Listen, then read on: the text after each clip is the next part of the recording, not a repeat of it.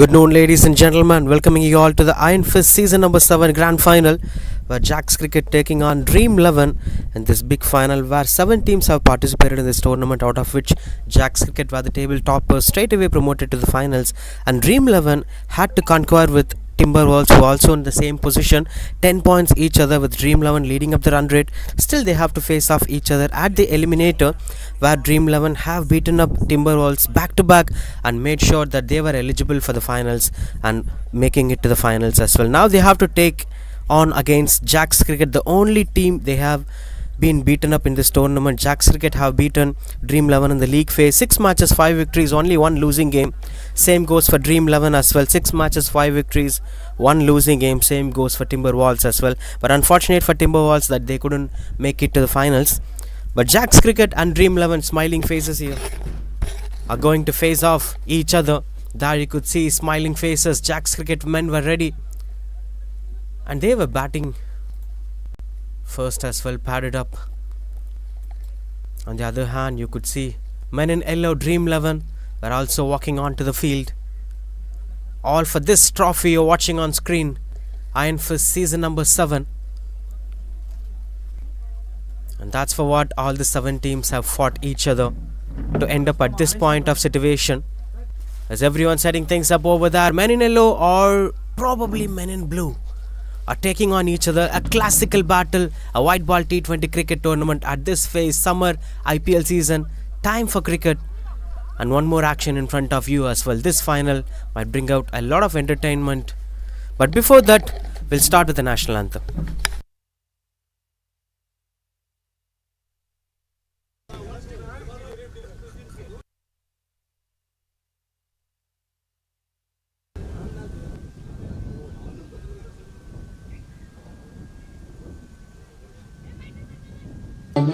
गण अधिनायक जय हे भारत भाग्य विधाता पंजाब सिंध गुजरात मराठा द्राविड़ उत्कल बंगा विंध्य हिमाचल यमुना गंगा उज्जल जलधि तरंगा तव शुभ नामे जागे तव शुभ आशीष मांगे गाहे तव जय गाथा जन गण मंगलदायक जय हे भारत भाग्य विधाता जय हे जय हे जय हे जय जय जय जय हे.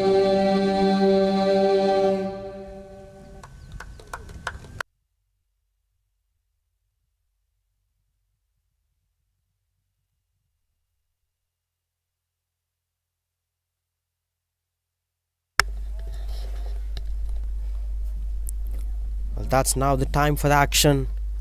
In just few minutes the action will begin. Jack's Cricket have won the toss. They have decided to bat first. Typically most of the teams decide to do that, especially when it comes to big stages like final. But when you look at the way how Jack's Cricket performed in this tournament, whenever they had batted first, they did really well. There was a huge margin in the victory. It's not a close call. Every time they won a game by difference of 40 runs, 50 runs, it's not a lost ball battle or something that they had fought closer and won the game. All of them were comfortable victories. And that's one of those reasons Jack's Cricket know how to defend a total and how to set a target. Looking back at what they have did in this tournament, the tournament began for them with Cornerstone Cricket Academy, where Jack's Cricket batted first, 189 on the board, bowled out corner.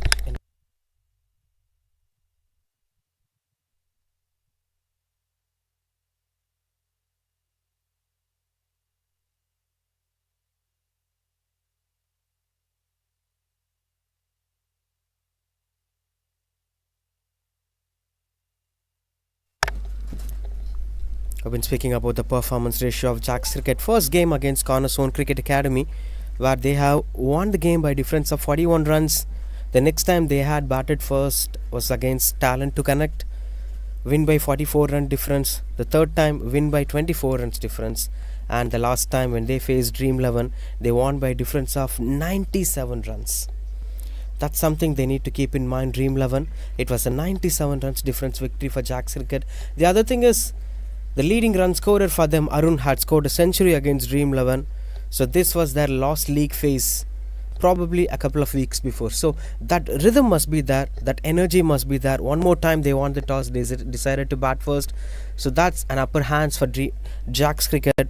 On the other hand, when you look at the way how Dream 11 have performed, they had lost only one game.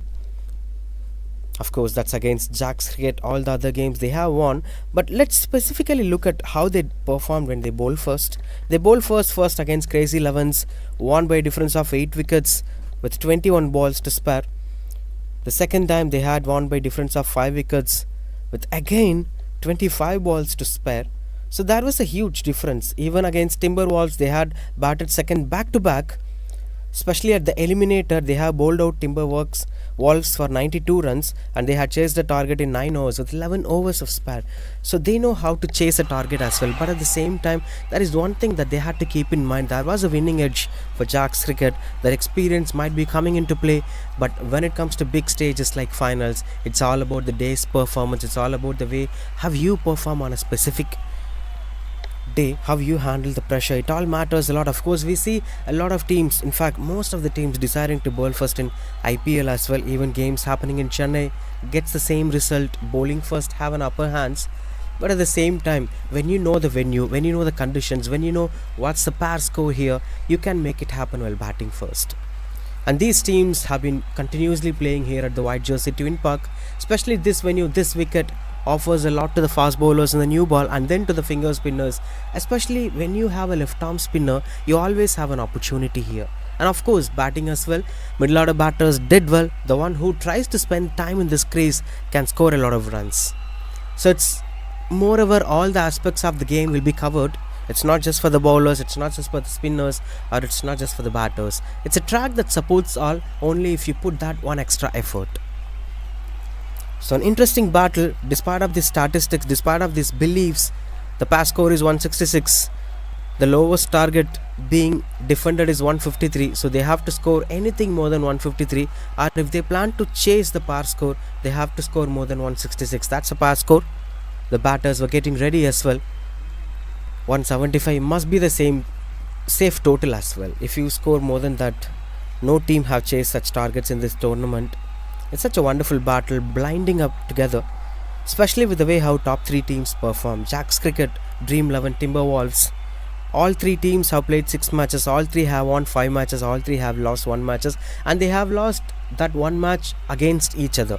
For instance, Jack's Cricket lost their 1 game against Timberwolves, and Timberwolves have lost their 1 game against Dream 11, and Dream 11 have lost their 1 game against Jack's Cricket. Exactly what happened to CSK at the 2010 Champions League, where 2 beast sides were facing off each other in the points table.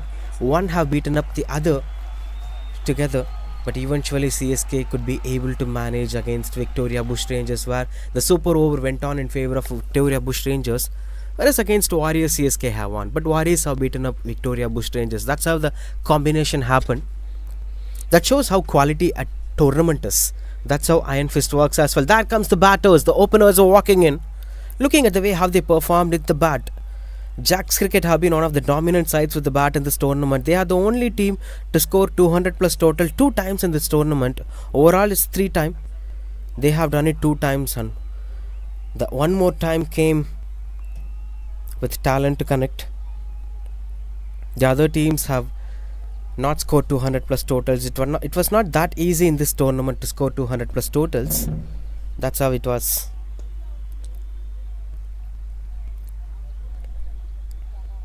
.207 by Jack's Cricket, 230 by Crazy 11. In fact, that's the highest team total, but that's the only time the other team have scored 200. The rest of the times only Jack's Cricket have managed to score 200. What would be the today's contest? Is it going to be something, a high target defend, or is it a low target defend, or is it going to be chase that we are going to watch? The answer is within the cricketers who are going to handle the pressure well. Now the batters were getting ready.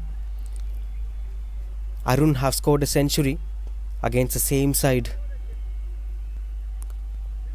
That energy must be there. He is one of the top run getters, 146 runs at the 8th position at the overall run getters. But for this side, he's the top run getter.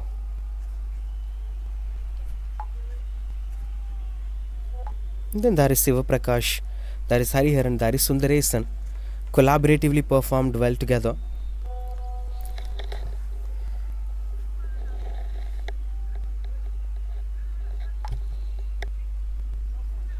Bowler setting up his crease as well.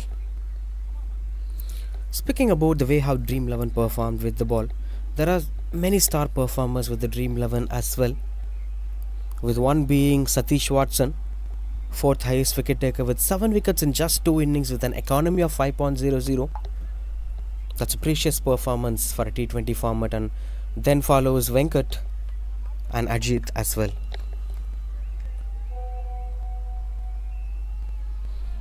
Now everything is set. Jacks Cricket have won the toss, decided to bat first. And Iron Fist season number 7 grand final is now gonna begin in a mid-hot morning of a fine Tuesday in April at Chennai. We're on mid-off inside the circle, short mid-wicket, 2 fielders were sweeper cover and deep point. Surprising to see such field positions. First ball, swing and a miss. Straight away trying to bring in some action in the game. That shows the positive attitude. We're watching with the way how players like Vaibhav Suryavanshi, a school-going boy, is dominating a big tournament like IPL. The game is changing. Nowadays, cricketers were not taking time to settle themselves up. It's like start from the first ball, start finding the good balls, pick some boundaries. The batting depth is also increasing by time. There were times when bowlers usually not bat well, especially in India. But nowadays we're watching bowlers, especially in this level of cricket, all the 11 players were having something to say with the bat. This gives more freedom to the openers to swing the bat. Onto the body line. And gets up the mark with that single as well. Hariharan. And Sivaram Ramkumar, an exciting all-rounder. Could see him in plenty of tournaments out there at White Jersey. He did so well in many tournaments. One among the responsible cricketer. Is more like a State Bank of India, more reliable. You can give over to him at any point of time. You can make him to bat at any point of time. He's having good game awareness. That matters the most. Deep square leg in position now. Intention to bowl to the body line as well. Swing and a miss. Wonderful, and that's what I've been speaking about. The captain need not to speak a lot to him, or even if he sometimes captains aside, he understands the game well. He knows what needs to be done, whichever the situation is. Just give the ball and enjoy. He'll try his best to keep things under control. That's what we've seen. This shows good sign that the wicket looks fine. It's giving some extra bit of bounce early in the innings, but we're not sure how it's going to resist throughout this innings. And a ball gets older or the finger spinners come into play. The weather is too hot and humid. Formation of cracks might happen. That's what we've seen. This shows good sign that the wicket looks fine. It's to be done whichever the situation is. Just get the ball and enjoy.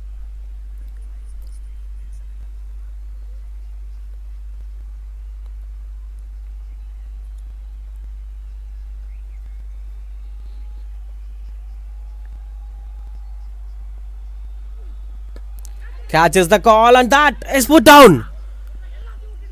Dropped. Should have been a great opportunity. That's very unfortunate. And that would have been an early breakthrough as well. Sivaram Ramkumar is disappointed. This is what we've been speaking about. For a moment I thought it's falling short, but it's landing on the hands. Should have been caught. There wasn't any challenge to the fielder, but he was not well prepared. He was not expecting that catch. I think that's very much important, especially when you're fielding inside the circle in new ball.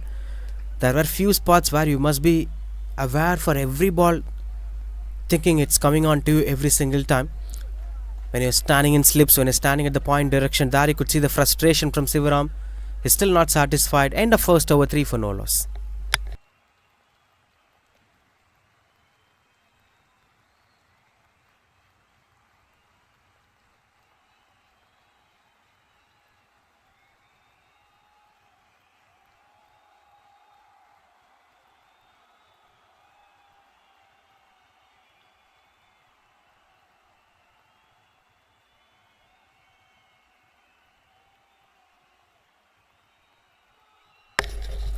Now the interesting bowler Janaki Raman gets the ball.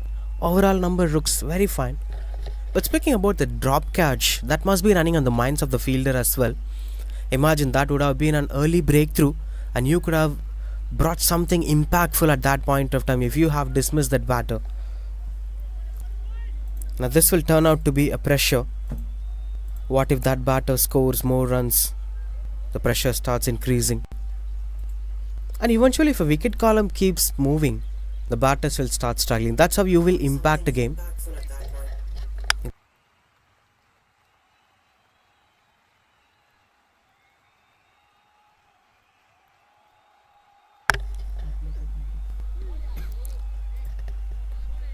Changing of length as well, Janaki Raman. We've seen Sivaram Ramkumar using the bounce well, bowling back of length, expecting that extra bounce to add some roll to him. That did as well before that catch was put down by the fielder. Now they're having a deep point for Janaki Raman, and there is an extra covers fielder as well, expecting the batters might be trying to go for the cover drive.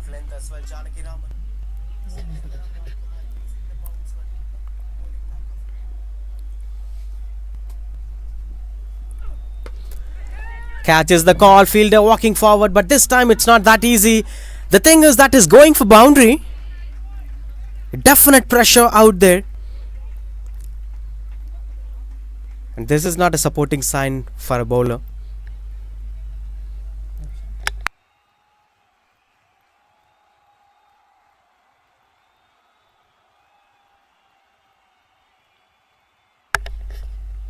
That's the first boundary of this innings as well. You've seen that clearly. It's not a catch, obviously. There was a shout of a catch, but fielder must assess the ball. It's not coming on to me. He should have waited, but he ran continuously.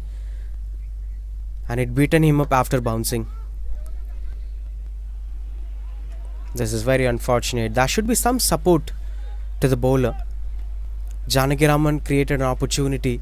Sivaram Ramkumar created an opportunity, and these opportunities being put down. And when you look at the end of the game, what went wrong, these are obvious reasons coming in front of you. Especially in T20 format, catches win matches, 2 opportunities in less than 2 overs.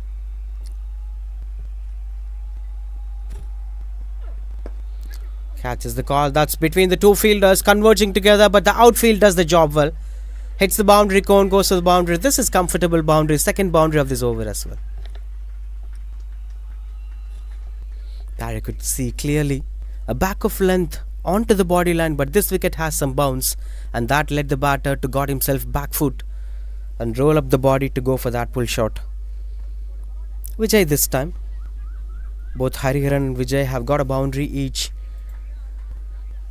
against Janaki Raman. Now we are not sure how much opportunities will be given at this point of time. Both the batters are given up some opportunities, especially Hariharan was given a life as well.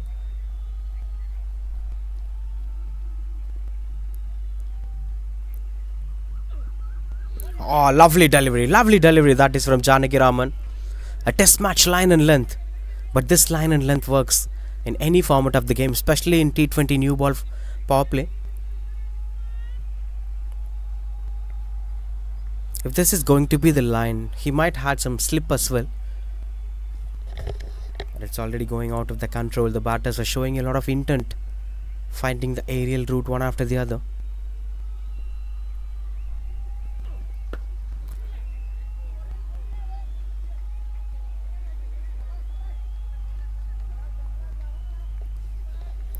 Speaking about deciding to bat first, what's most important is that early impact.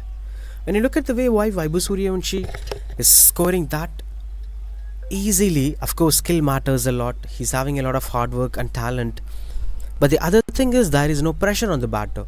He's not the most reliable batter of the side. When you give that freedom to your opener, he'll try to make miracles. Oh, beautiful delivery, but that's very unfortunate for the bowler. Third boundary of the over, and a boundary to end the over as well. That's 2 wickets completed, 18 for no loss. This was the ball we've been speaking about. Good length outside the off stump, best ball for any bowler. And it eventually got the feather as well, but that fierces between the two fielders and goes for boundary.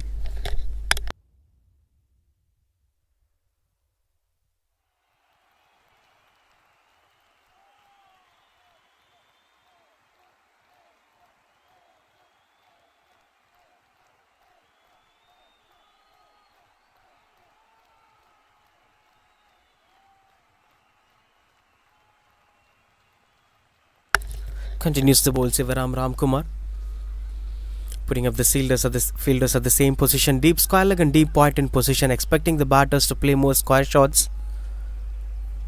There is no deep extra covers for Sivaram Ramkumar. That's because of the change of length as well. Sivaram Ramkumar bowls a lot of back of length and short balls, whereas Janaki Raman bowls more of a good length deliveries.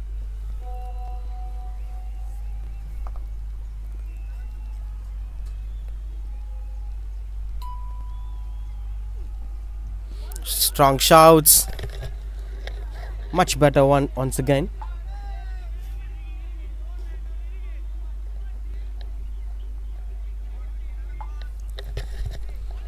That's a wonderful delivery to start things off. Sivaram Ramkumar should not think about those drop catches. He did really well. He created opportunities. If that is there is something for him to pick up today.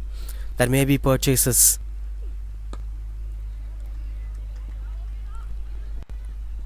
Oh, that's very unfortunate. That is unfortunate. Overthrow and goes for boundary. Sivaram Ramkumar is not at all happy with any of these efforts. In fact, he was shouting not to throw quickly with that one stump view. Look at that. Vijay was comfortably running. And there is no backup as well. He would have covered the position. Two fielders on the onside, but nobody were prepared to cover that position. These were something called game awareness. Once the ball goes offside, the fielder standing on the leg side should start preparing for the backup works. Which end is the throw coming? How can I assess that throw? By creating a good backup. That's where all 11 players coming into play while bowling. It's not just a bowler's job, or it's not just that one fielder's job. There should be some game awareness. Extra covers in position. Much better one this time. Still unplayable deliveries from Sivaram Ramkumar. The batters were acting defensive against this bowler, knowing that he might be creating more opportunities going forward. There are more possibilities as well. He is still having that positivity. He should not waste his energy on shouting or getting disappointed. That might break the flow of the bowler as well. Oh, lovely delivery. That extra bounce we've been speaking about. If it's an usual wicket or a day 3 wicket at Chennai, that might be coming onto the bat. There you could see that extra bounce, the freshness of the condition, creating opportunities for the fast bowlers as well.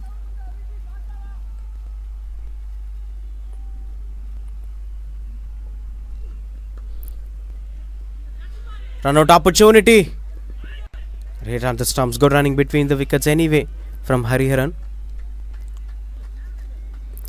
Still a bit of defensive approach. There have been a wicket alert throughout this power play, but somehow the batters managed to survive themselves, and obviously catch was dropped as well. I think these were the times where the bowler should never get disappointed. In a recent interview, Lasith Malinga have told us, you need not to think about a lot of variations. Keep things simple. Bowl that one good ball of you again and again and wait for the batters to do the mistakes. One ball or the other, it will happen. Catches the call. Fielders running together. Fielder under the ball, and that's put down. One more opportunity dropped, and Sivaram Ramkumar this time was not at all showing any signs. He's not interested to shout as well.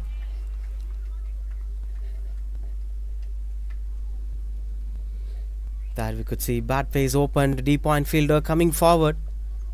In fact, he was having more time to walk forward, but he was not reading the ball well. That's because of the mid-hard conditions. The sun will be shining. That glares the view. 3 gets completed, 26 for no loss.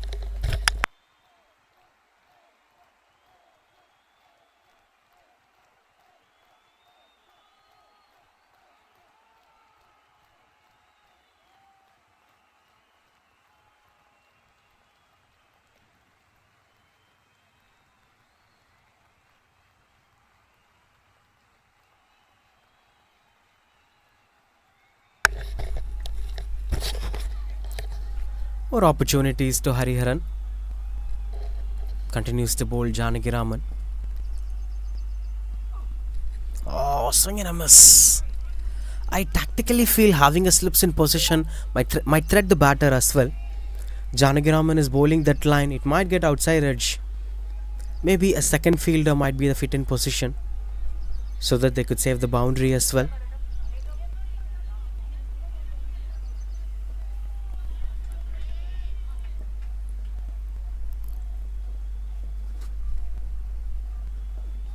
Oh, lovely delivery, Janaki Raman.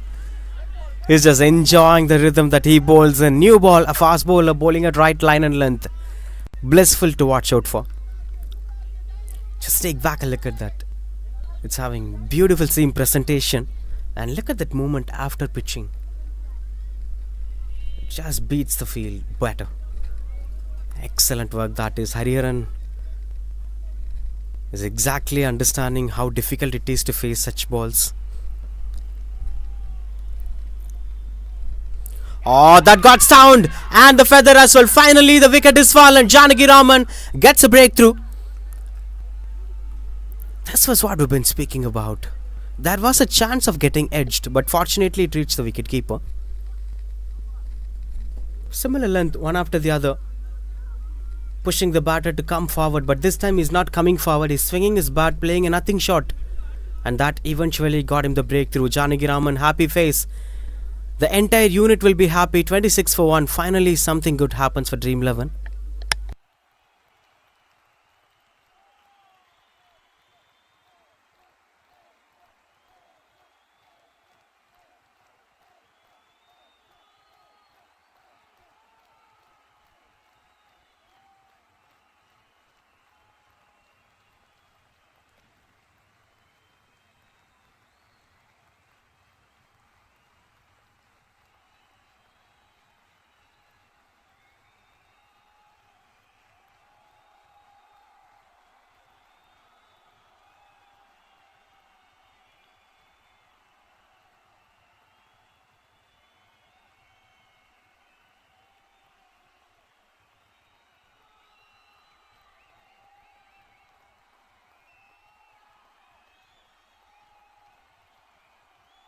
And at number 3, B. Ajit. Highest runs 205. Look at the numbers. Have been top performer. But today you have to play big innings. And at number 3, any one of these batters. Obviously Hariharan left now. Ajit and Vijay. Look at the combination. A deadly combo puts up together. But any one of these batters seriously have to play longer innings. It's not just about the strike rate. It's about one batter standing reliable. Oh, beautiful shot. Gifted delivery and that's taken good control. Pulls it away to the fine leg region for a maximum. Ajit gets off the mark with that sixer.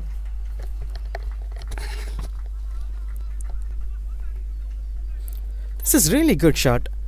Suryakumar Yadav plays a lot of shots like that. Look at that shot. Look at the flexibility on the body. That quick movement ensures that he could play that on the fine leg region.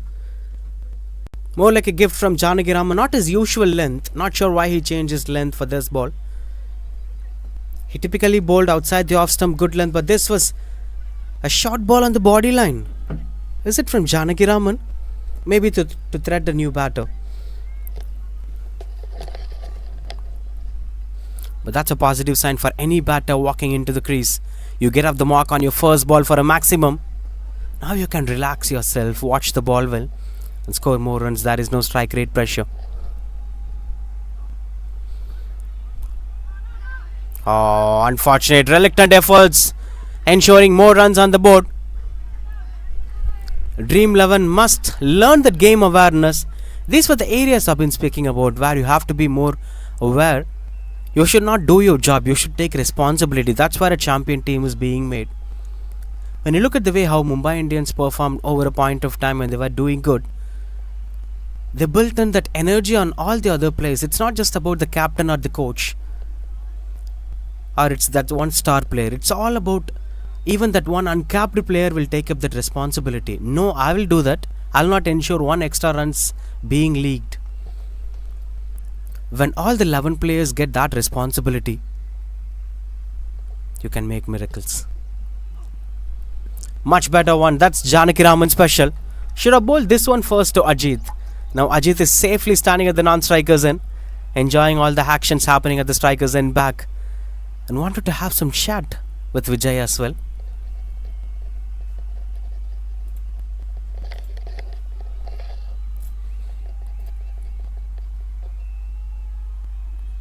Must be interesting to see with the way how Vijay tackles this ball. Can defend the ball as well. Ajit is doing good. And this is the last ball of this over. Wicket over as well. Oh, lovely delivery from Janaki Raman. And a good running between the wickets as well. Single to end the over. That's 35 for 1.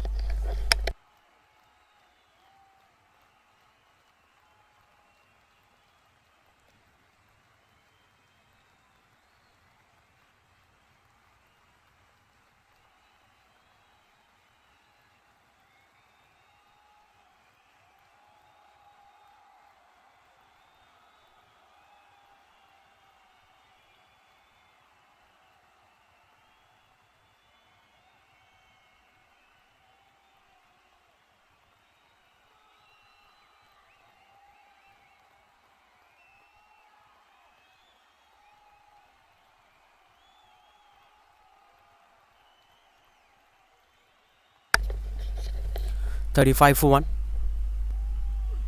Sivaram Ramkumar bowls his third over. This is really good. Now Sivaram Ramkumar joins with Janaki Raman as well. They understood bowling back of length might give more space to the batters to go back foot. Now it's more like let's invite them forward.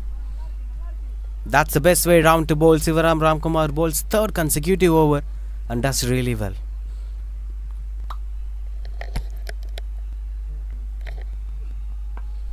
Much better one this time. Good running between the wickets as well. Well, speaking about bowlers being given third over, that shows the trust factor on a particular bowler for a team, or it may be an expectation of one more wicket in the power play. But what matters the most is, do you have enough resources to accommodate with the death overs as well? Now Sivaram Ramkumar cannot bowl more than one over in the death. If he was given one more over, there won't be any Sivakumar over at the death. I'm sorry, Sivaram's over at the death. Good start from the fielder.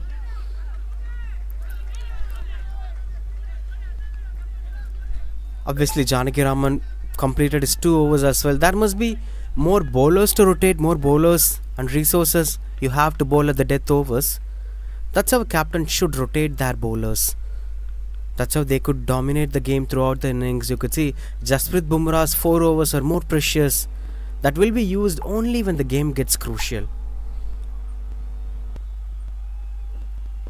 Even Prasidh Krishna was being used in that format. There are more resources with Gujarat Titans, so they could use Prasidh Krishna at the later part of the innings. That's how a captain should segregate the role of a bowler, so that the bowler will also understand, okay, my role is this is where I'm gonna homework.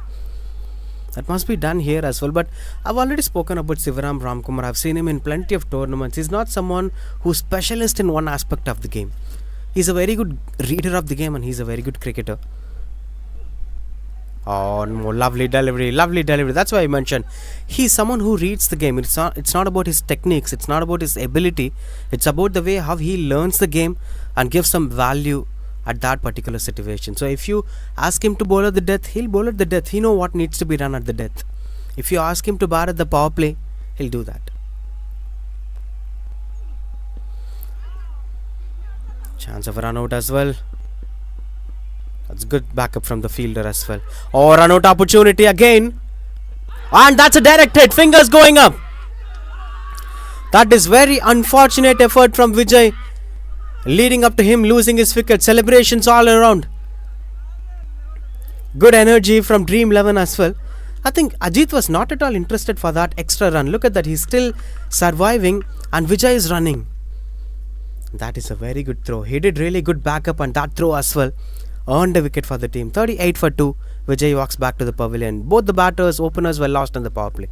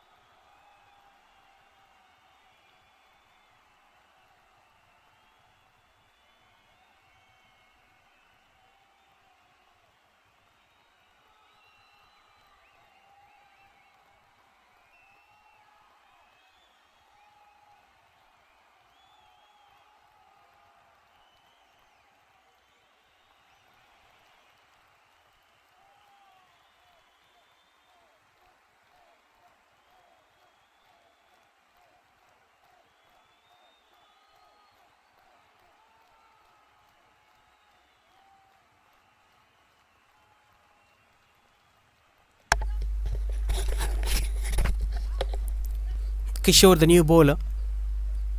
And that's the last over of power play with a change of end as well.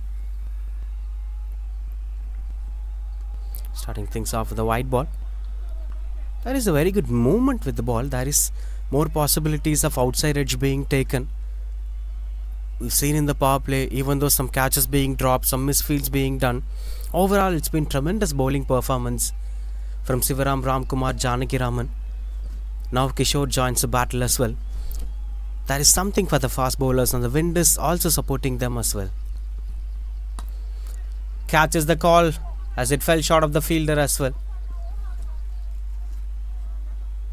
But there is still possibilities there. You could see the batters were looking out to be clueless. When the batters started reacting clueless, he'll start going for blindfolded shots. He'll start playing nothing shots. That's where you will start picking wickets as well. That's how we saw the way how Hariharan lost his wicket as well. These were real conditions to challenge the temperament of a batter. If a batter stays in these conditions, he's having really good cricket. Oh, good running between the wickets as well. Discipline is much more important in this kind of games. Wind support is there. The ball moves on a wind direction. And that's how the ball went outside the batters. They tried to open the pace of the bat. They tried to get closer to the ball. The choice of length was also good from Janaki Raman and then Sivaram Ramkumar as well.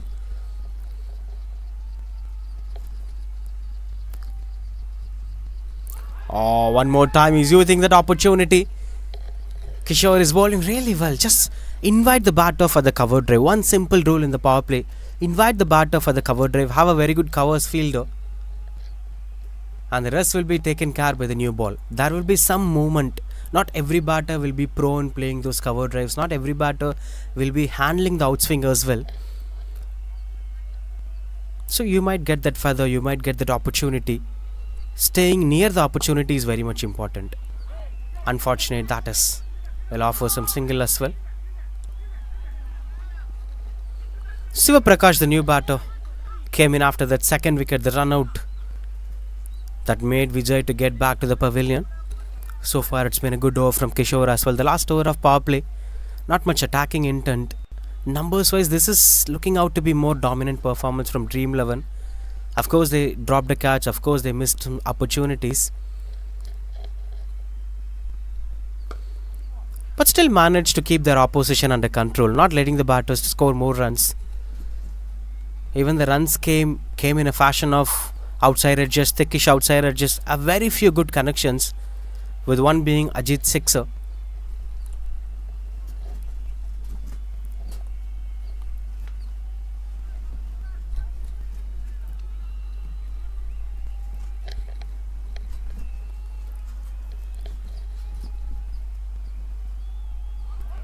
Lovely delivery. Change of length this time to end the power play. That's dot ball to end the over. 6 gets completed, 44 for 2.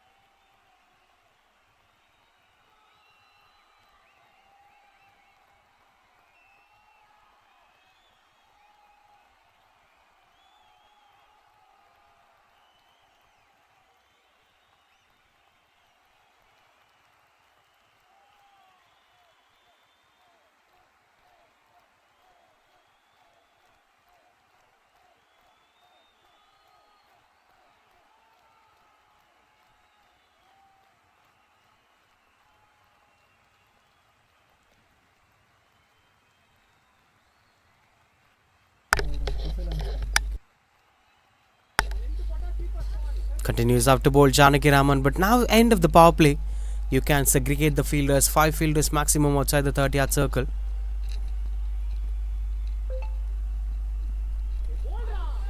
Third man in position, sweeper covers in position.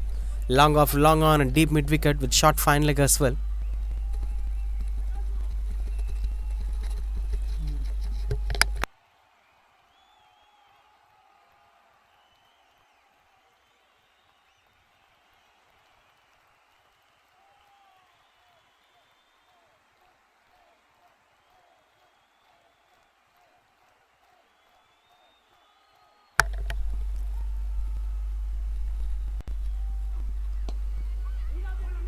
Good use of the wrist too is the call from the batter. They're not going for the second run as well. Janaki Raman continues to bowl his third over. Now two prime bowlers, Sivaram Ramkumar and Janaki Raman, are completing that third over. Sivaram completed and now Janaki Raman is bowling his third, which doesn't let more space for them to bowl with such key bowlers in the death overs.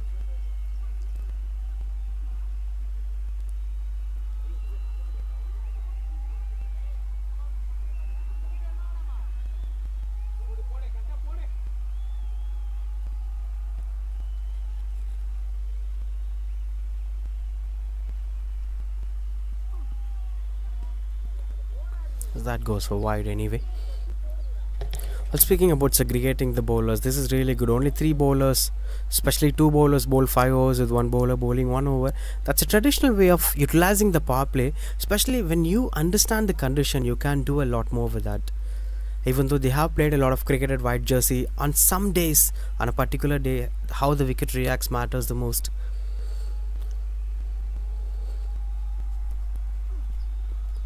Oi. Seems like it had something. Had touch with the ball, whether it's pad or bat. On-field umpire shows it's leg bias. Speaking about that segregation of the bowlers, there are many ways of understanding a wicket, but this wicket specifically started reacting well to the fast bowlers now.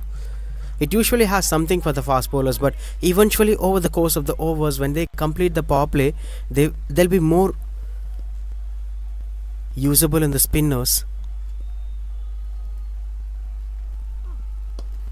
Good use of the wrist as the fielders chasing down the ball. 2 is the call from the batter as well, and they're running back for the second run. Good running between the wickets. Now what happens is this wicket started reacting well, started bouncing well, and Janaki Raman used it, Sivaram Ramkumar used it. Wickets have started falling down. That's why they continue with the fast bowlers with that fashion. That may be spinners coming into action at the later part of the game, where we've already in the middle overs, maybe between 8 to 15, there might be some spinners being brought into action, and then the rest of the fast bowlers or any new fast bowler will also be accommodating at the death overs. That's how it usually works. Seems the wind is pulling the bowler.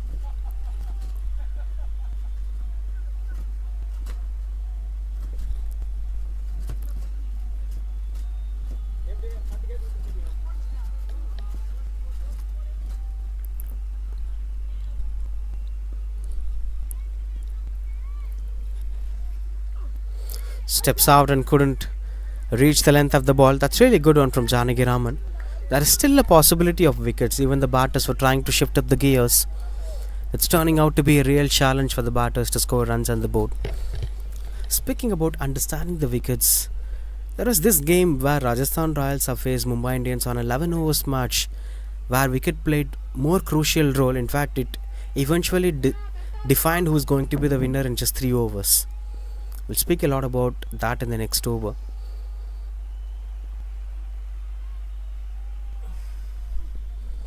Change of pace. One more run out opportunity. Good stop from the fielder. Single to end the over. That's 50 up here for Jack's cricket as well. 50 for 2 after 7.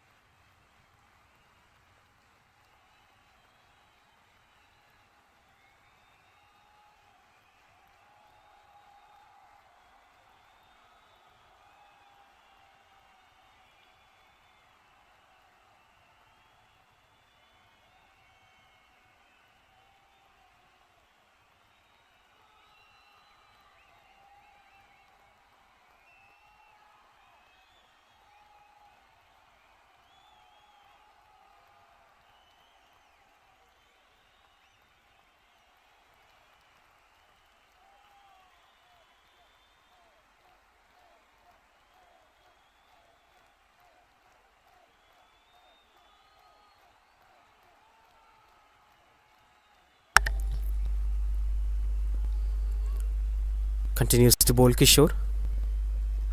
Oh, edged. And goes to the third man region for single. One more good delivery. These were rewards for the fast bowlers, even though if it's not fetching the wicket, this might boost the confidence of a bowler. And we've been speaking about the way what happened and how a win was described for Rajasthan Royals against Mumbai Indians. There was so much of rain and there was a confusion for both the captains on how the wicket reacts. Eventually Mumbai Indians got a positive intent. They decided to bowl first, putting RR's batting under pressure. Catches the call that goes over the covers fielder for boundary. Beautiful shot that is. And after a very long time there is a boundary coming in control. It was Ajit's fine leg sixer. And then now he's scoring a boundary through the covers. But this one looks beautiful. Look at the placement. There were two covers fielder, one extra covers and the other cover point goes over these fielders. So what happened with that match is when RR came into bat, what MI was expecting or even what RR was expecting is overcast conditions might be having, the rainy condition might be having some impact on the wicket that might stop the batters. Keeping that in mind, Mumbai's bowlers have started attacking the stumps with good pace. Another one. This one looks more beautiful and goes for maximum as well. Not sure how this one went for a sixer. This is not a bad ball. Kishore bowled at the right region. Maybe he got some flexibility while moving forward. Look at that. And that gave him good rhythm to take it through the covers for a maximum. Beautiful shot that is from Ajit. Second sixer for him today. So eventually in the first 3 overs, RR scored 50, around 55 in fact. That came when all the fast bowlers have started attacking the stumps with pace, started onto the body line with pace. And Vaibhav Suryavanshi and Yashasvi Jaiswal started taking the batters. Then they understood that we must be slower, we must be bowl outside the off stump. And eventually trying to control the batters from scoring runs on the board.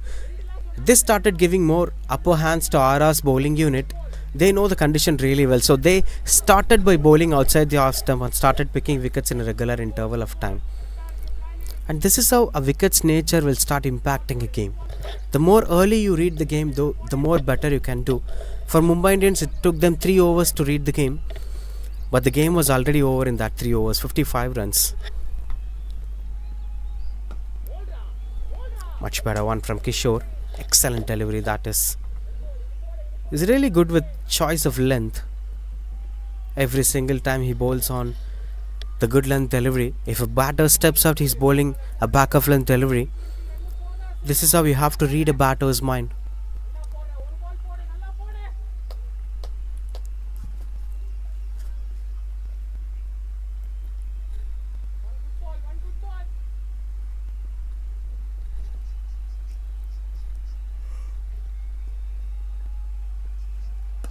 Pulls it away, catches the call, fielder under the ball, and that is being taken. He was unsure whether he'll be taking that catch or not, but finally taken, and that gives the first wicket to Kishore. There was a hesitation all around the Dream 11 fielders unit, whether it is going to be a catch or not. And while looking at the way how the fielder was running, he was unsure, but somehow managed to take that catch. Good catch that is at the deep. And the dangerous batter is gone now. Ajit walks back to the pavilion, 63 for 3.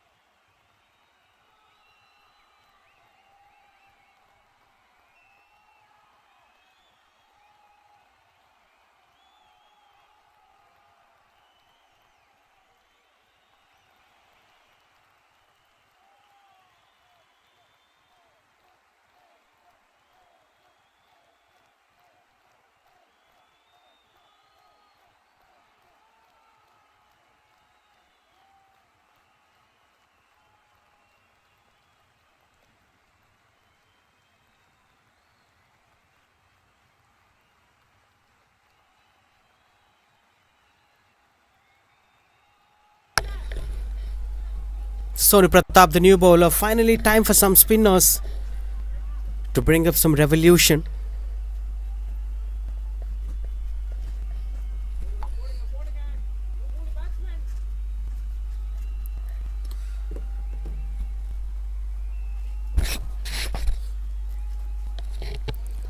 Right arm off spinner over the wicket. Typical T20 field positioning, short fine leg, deep square leg, deep mid wicket and long on at the onside. Catches the call. And that beats up the sweeper cover fielder as well. Goes for boundary. This outfield supports the batter really well. These grasses were helping the ball to roll well and reach out the boundary ropes as well.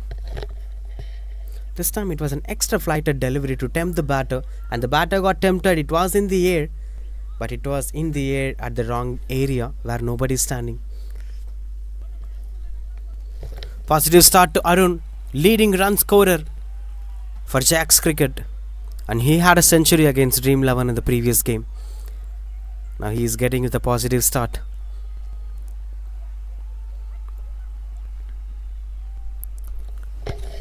Much better one this time from Sonu Pratap.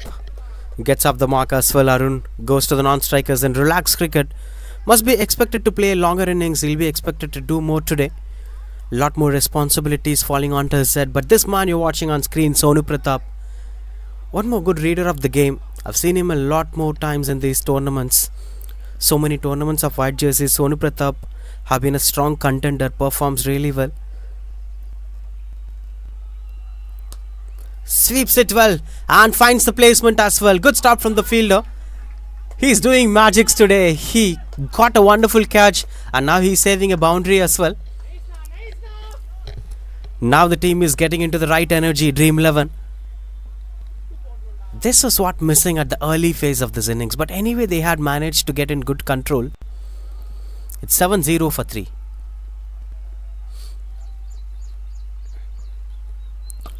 Sweeps it again. This time, oh my god, one more good stop from the fielder. Saves one more boundary. In 2 balls, they have saved 5 runs. This is really good. This is really good. Hope he's okay as he's walking forward. I think this is where a bowler gets real confidence. Boundary was saved 2 times. And a catch was taken as well.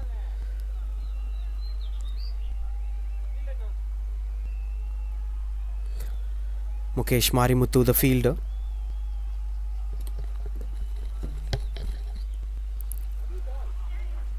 Right choice of length this time. Continuously trying to sweep the ball away. But one change of length changed the angle for the batter as well. Single to end the over. That's 73 for 3.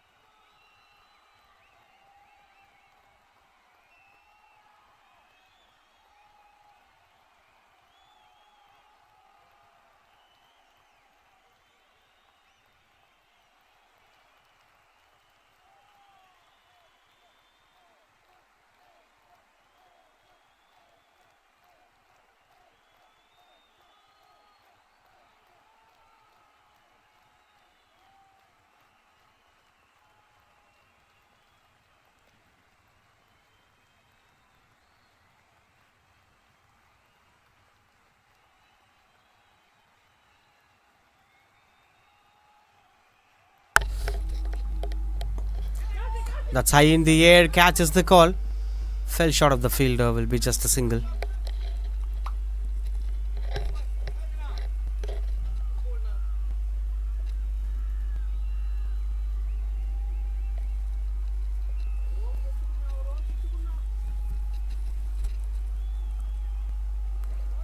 Beautiful delivery.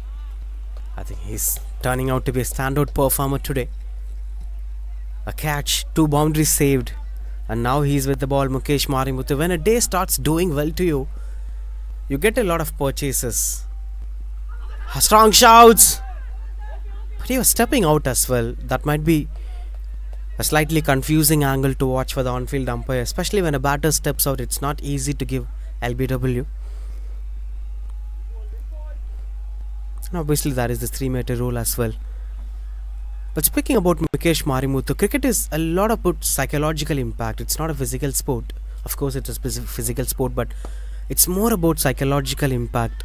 The way how you read the game, the way how you apply your mind games, you can do well. And it's all about momentum as well. Now Mukesh caught a catch, saved some boundaries that might have improved his confidence. He'll be psychologically feeling good. And now he's doing good with the ball as well. Oh my god, wonderful delivery that is. And was not given a wide as well. It was turning onto the batter. Siva Prakash was expecting that to turn away from him, but it was turning onto him. It's more like Mukesh Marimuthu is bowling a leg spinner.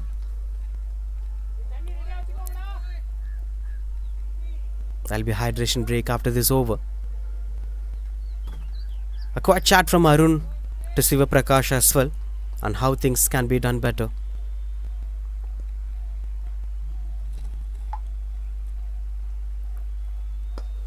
Catches the call.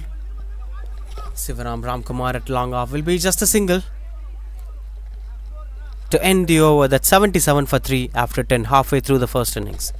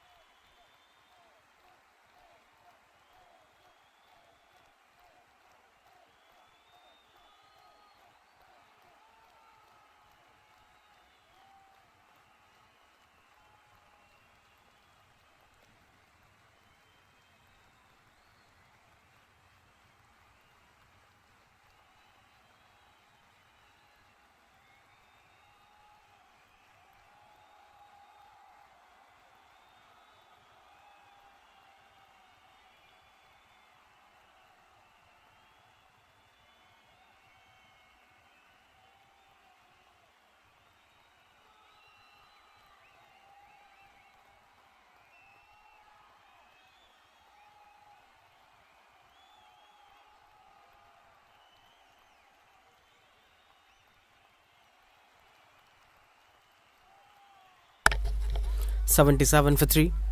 Praveen GP, the new bowler, into the attack. Now spinners from both the ends to accommodate the middle overs. The next 5 overs is going to be crucial in terms of wicket column. They'll be intending to pick more wickets so that the batters will be stopped from scoring runs on the board. I think these were the areas where T20 cricket can be slowed down.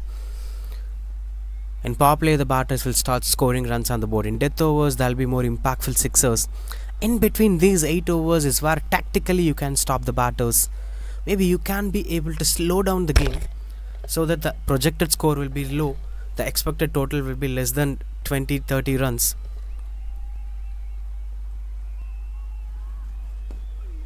He's having a wonderful revolution. Good release action as well from Praveen GP. The way how he releases the ball looks really good. Look at his left leg while releasing. It's rolling up his entire body. He's standing on the toes of those left leg and rolls up his body while releasing.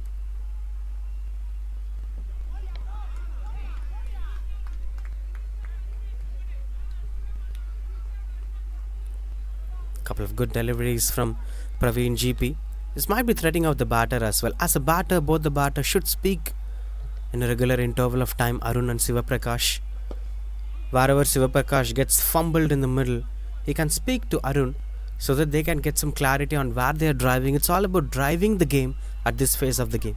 It's not just about increasing the run rate blindfoldedly without knowing where you're going. You have a destination, you drive the game towards a direction.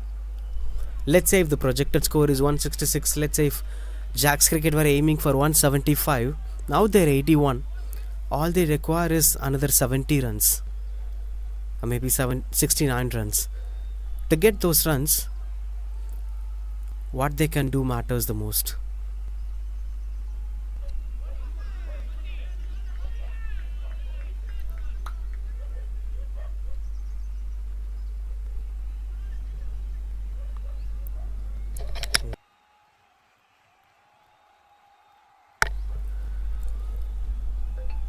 .94 runs required for 175.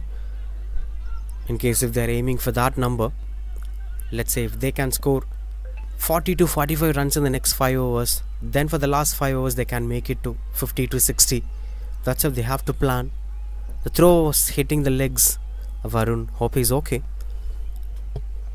11 overs completed, 82 for 3.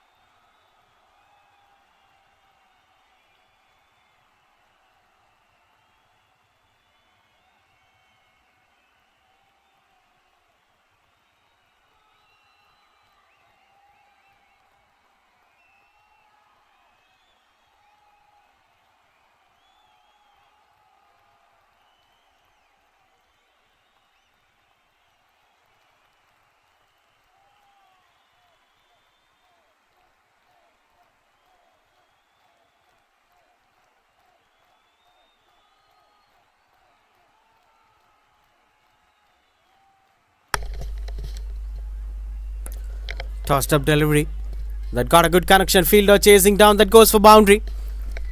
Extra flighted delivery from Mukesh Marimuthu, which eventually goes for boundary. Arun is fighting back with the run rate, and this is a gifted delivery. It's more like an invitation from the bowler. Well, speaking about planning an innings, having 9 overs in hand, 90 odd required, 89 required for a 175 end. They can plan for the next 4 overs 8 to 9 runs an over, not more than that, so that they could play low risk shots or maybe moderately risk shots.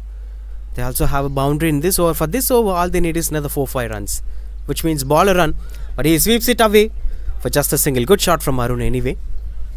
This is how an innings should be planned. When you get more runs on a particular over, that over should never end as a wicket over. That's how you can drive a game. Now it's a good over. Eventually, if you go for singles in this over, you can end up this to be a 9 runs over. But if it gets a wicket, that's an advantage to the bowling unit. That's how middle overs work.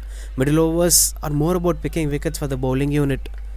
The more you're not giving wickets, the more you're convincing in the middle overs matters the most. Even if it's just 7 runs, that's fine. But if it ends as a no wicket over, that's the more positive thing for a batting side. That's a catch is the call, and that is taken. That's what we've been speaking about. You should never throw your wicket at this point of time, and that comes the wicket of a most dangerous man, the centurion of the last game. He's losing his way in the middle. Arun walks back to the pavilion. Is it a turning point of the game? We're not sure, but Mukesh Marimuthu is turning out to be a standout performer. Extra flighted delivery, more like a temptation, a trap for the batter, and the batter fallen down into the trap. Walking back to the pavilion, 88 for 4.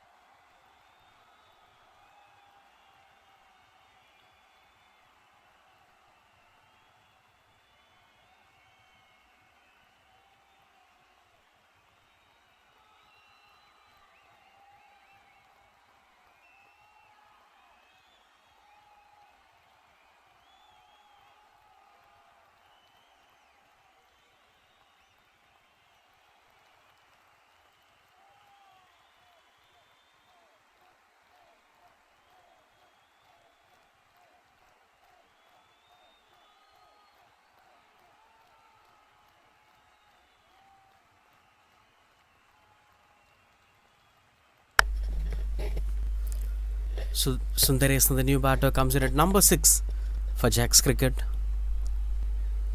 Still there is an extra covers fielder for the new batter as well. But that's a quicker delivery. He's having that variation, Mukesh Marimuthu.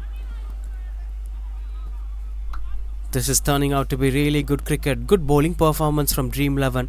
We've been exactly speaking about that. You should never lose wickets at this phase of the game, even if it's 1 or 2 runs short in every over. What's more important is to save the wickets, especially the crucial batters, so that they can bat well in the death overs as well. Now the close delivery. Mukesh Marimuthu been phenomenal with the ball as well. 2 overs, 10 runs for him, and a wicket as well. 89 for 4 overall, 12 overs.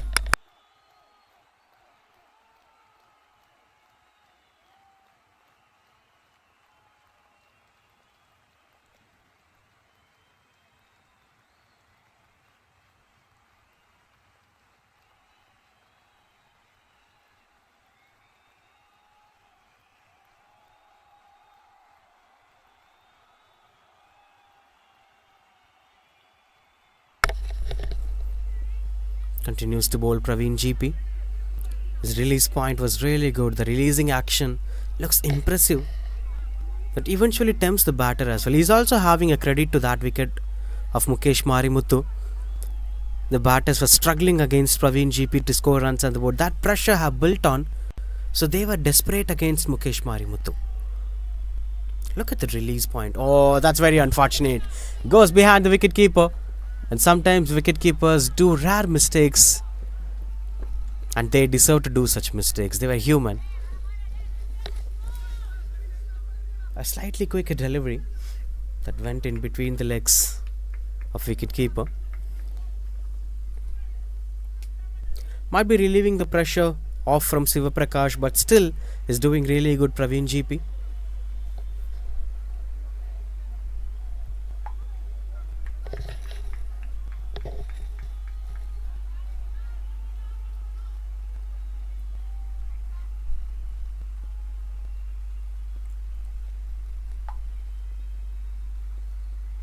Strong shouts. He's sensing a caught behind, asking to both the umpires, but the umpires were not convinced. There might be some sound while the bat and ball were close together. But anyway, seems to be a good decision from the umpire. One more dot ball after that boundary.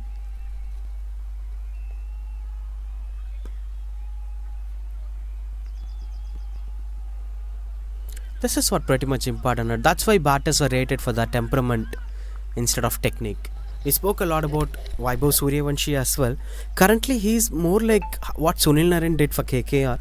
Sunil Narine as an opener, it's a free wicket. It's not the wicket that the team entirely depending on. When you have that much of reliability, you can definitely take the risk of scoring runs. There is no pressure. Even if you lose wicket, there are more dependable batters. There is Dhruv Jural. If he fails, the game shakes. There is Yashasvi Jaiswal. He's having more responsibility as an international cricket. Obviously, there is the captain Rayan Parag. There is Ravindra Jadeja. But for Vaibhav Suryavanshi, it's not that he can score zero every game. It's that even if he loses wicket, there are more experienced batters than Vaibhav Suryavanshi to tackle that game. This gives more freedom to Suryavanshi to find the aerial route one after the other. Even if it doesn't connect well, it's gonna pitch before the boundary line. If it connects well, it's gonna pitch after the boundary line. He was intending to take that risk just because the reliability factor is slightly low comparing to the other batters. But when you play in these situations, let's say Siva Prakash now have to drive this game moving forward. You know your destination 175. After the wicket, that might be slowing down. You can have something like 165, but you have to plan that right from here. 13 gets completed, almost 100, 7 overs in hand.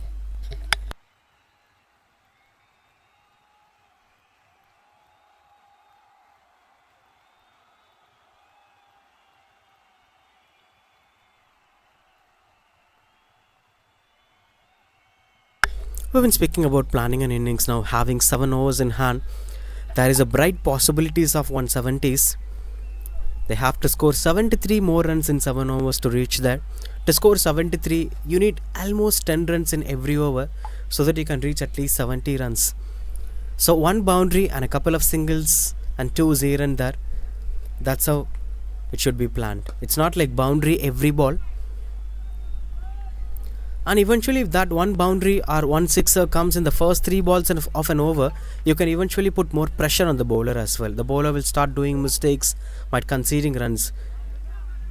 But that doesn't mean you have to score exactly 10 runs or more than 10 runs every over. Some over might go for 6 or 7 runs. The bowler might be really good, but you have to consolidate with that with the other over, scoring 14 runs, matching that previous overs dot balls as well.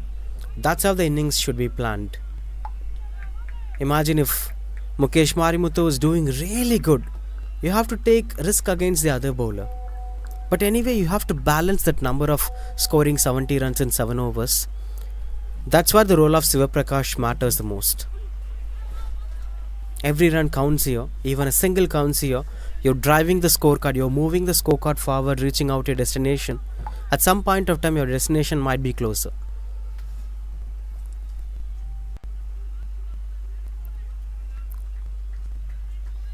100 of that is for Jack's cricket. A wonderful delivery. Mukesh Marimuthu is turning out to be really good over after over. Comparing to his first 3 overs, this is really good, even though if it's not getting wicket.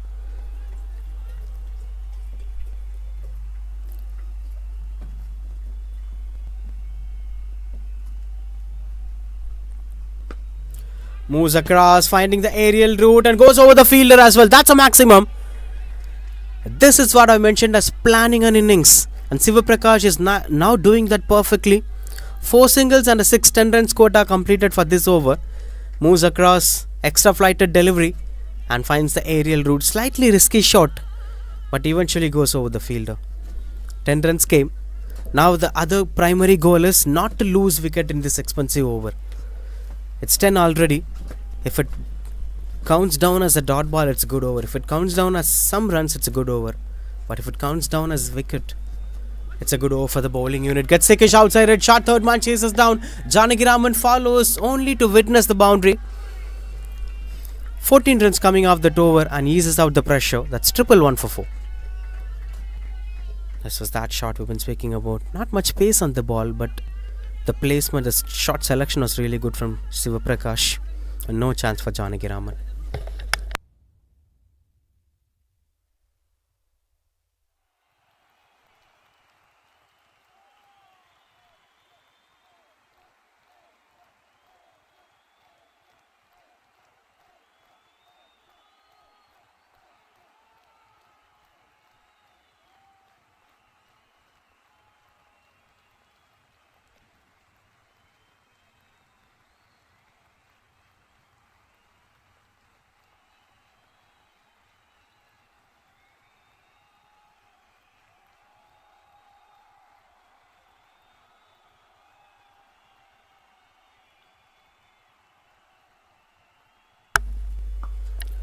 Pulls it away and the placement seems to be perfect. Goes for boundary.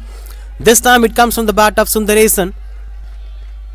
Finding some rhythm out there in the middle.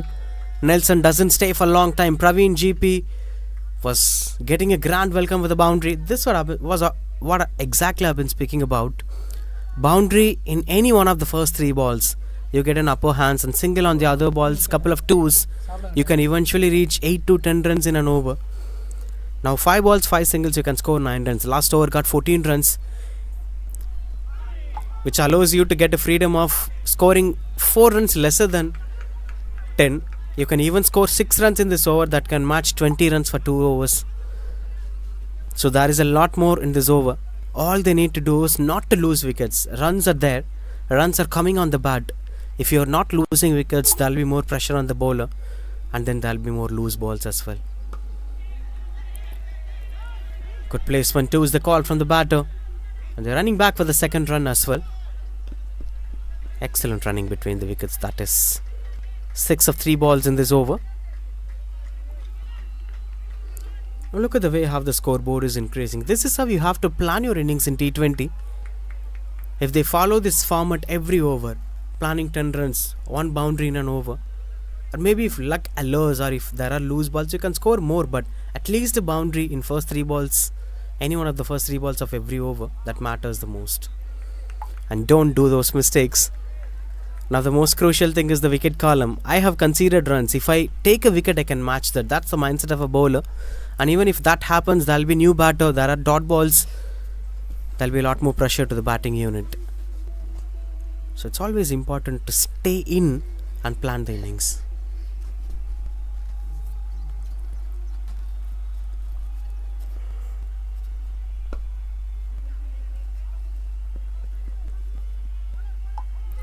Chance for the second run.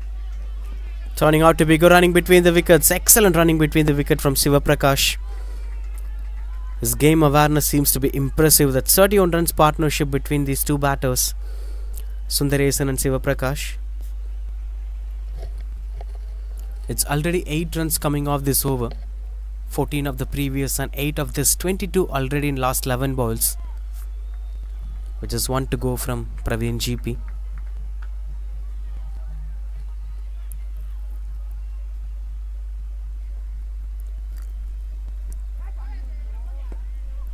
Dot ball to end the over. That's 119 for 4. 15 gets completed.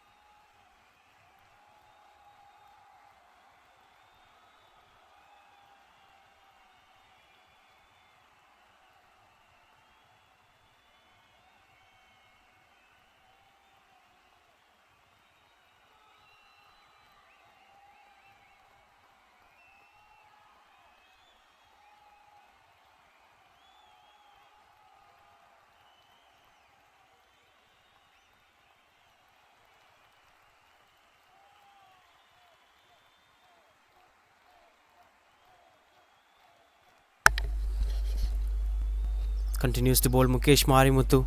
A huge wide change of end, but sometimes impact a bowler. He started in this end, but he did really well at the opposite end. His final over now, 25 for 1 in his 3 overs, Mukesh Marimuthu. But things were changed now. Steps out and finds the aerial route, but not much with the distance as well. Janakiraman, the fielder at the deep, just gets a single, starting off with 2 runs. They'll definitely try to shift up the gear. 10 runs every over will be the motto, and they're marching towards that as well. Beautiful shot that is turning out to be, even though that had a fielder at deep. It's turning out to be really good work from both the batters. Both the batters were looking out to be in good touch. They understood the flow of the game, where they're driving, where they're heading to, and how it needs to be planned. It's not like you go for sixer every ball. That will never work. Change of pace from Mukesh Marimuthu. Not giving room to the batters, or not giving something that the batters were expecting. I'll never wonder if a batter steps out. And he's stepping out.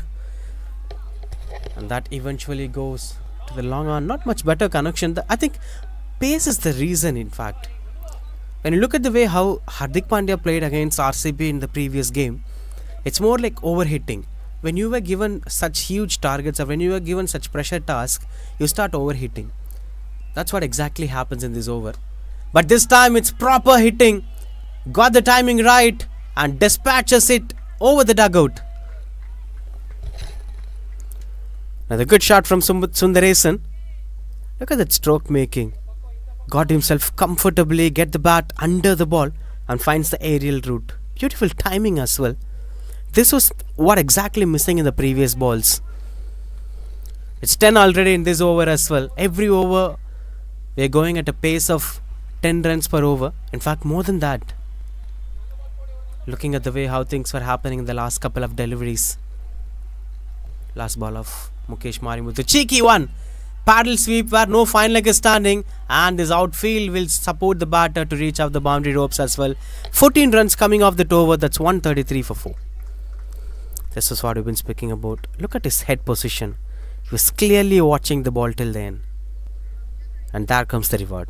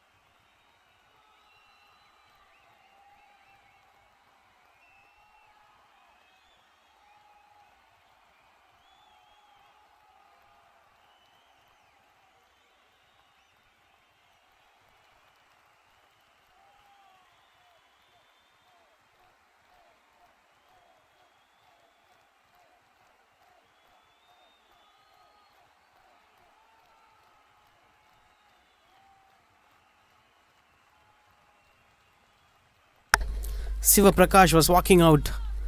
30 runs of 31 balls, was really scoring good, but he's retired out now. That brings us a new batter, Kanibalan, into the crease. TNPL player, plays for iDreams Tirupur Tamilan. An excellent wicketkeeper batter to watch out for. A very good reader of the game. His analysis on the games will be so good to watch out for.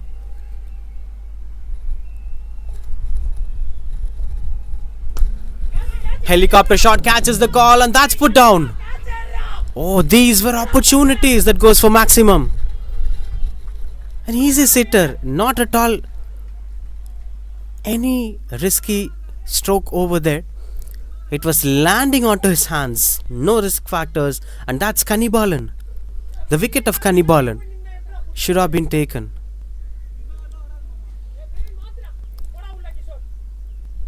very unfortunate. Starting off with a sixer. Already 6 runs. If you go for single every ball, you can end up with 11 runs. Mathematically possible, but Kannibalan will be having some other calculation in his mind. Another beautiful shot. Excellent use of wrist, that is. The good running between the wickets.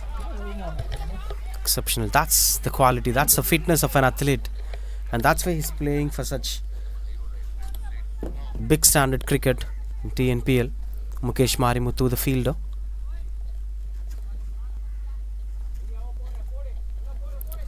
Setting himself up over there. He's looking out to be animated.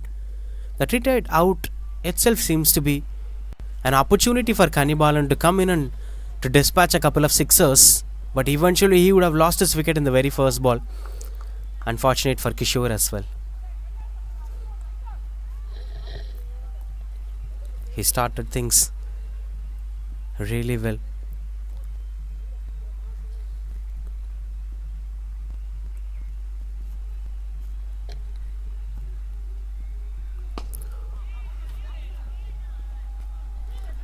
Good stop from Sivaram Ramkumar. It'll be just a single. That brings strike back to Kannibalan.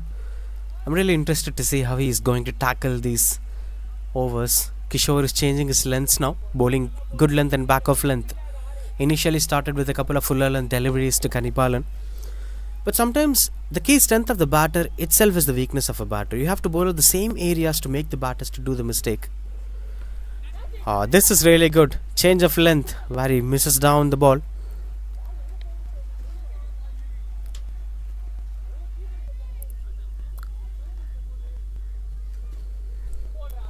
This is what we've been speaking about.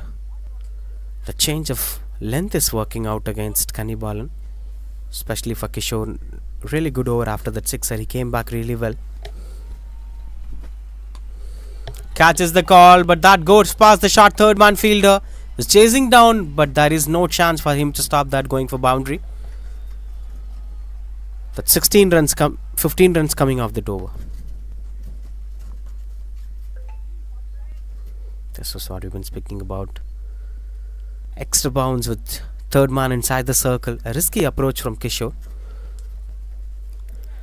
Now that brings the man himself. This is what I've been speaking about. You use your prime bowlers in the power play. Who are you left with to bowl at the death overs? Sivaram Ramkumar has only one to bowl. In these last 3 overs, he was being brought in.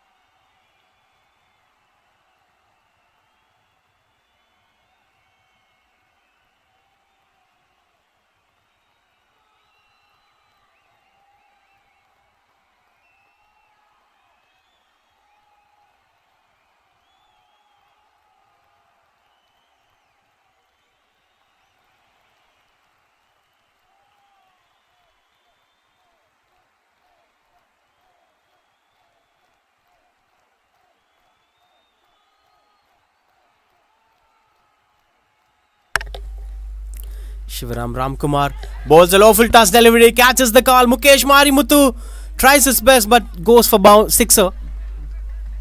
These were risky calls.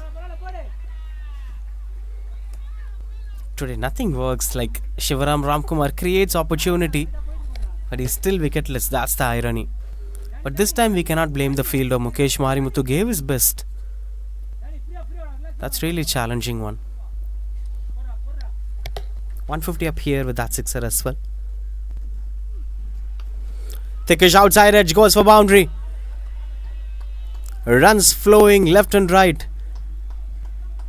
Jack's cricket have came back really well after the 11th over.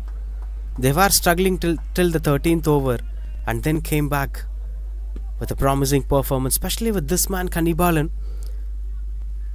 He's finding runs everywhere. Look at that. He's making use of the field arrangements. There is still short third man. When you are intending to bowl back of length or a bouncer,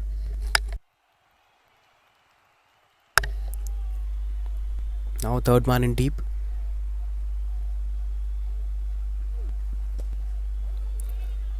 Good stop from the fielder. Eventually that's not going to be a boundary. Saves 3 runs for his side. He's unstoppable, it seems, Kanibalan. That's why even Shiva Prakash retired out, to bring Kanibalan in to play for 4-5 overs so that he can set himself up and score runs. But Kanibalan started scoring runs straight away from the first ball. Beautiful shot that is from Sundaresan.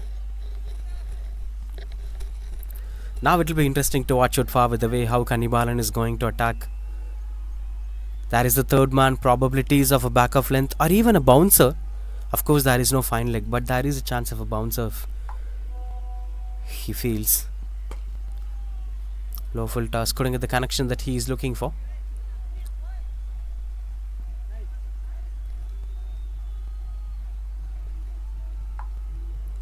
.161 for 5 with 1 to end the over.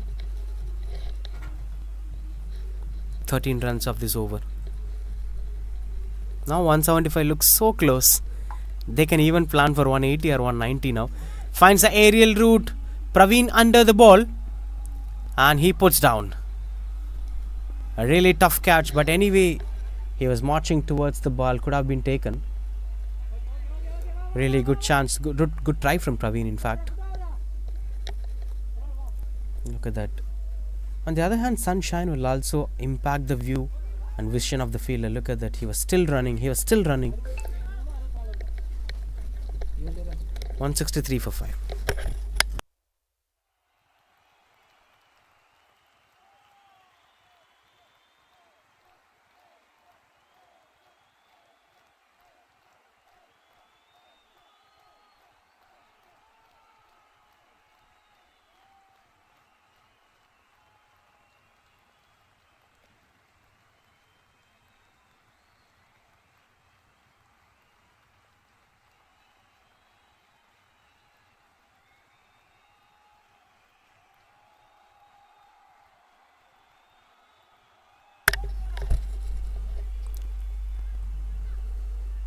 .163 for 5. Janagiraman to bowl his last over. Oh my god, that is lucky run here. White plus 4 it is. No ball. I mean, without bowling a ball, that's 5 runs. It's going out of their control. Jack's cricket were taking it out from Dream 11. Dream 11 were dominating this game until the 13th over. After the 13th over, Siva Prakash, Sundaresan have built a wonderful partnership. Now Kanibalan and Sundaresan are building up a partnership. White plus 4 it is. Just 7 runs for 175. 2 more overs in hands. The new target will be 190. They might be aiming for 190 or even 200 if Kanibalan gets a good connection.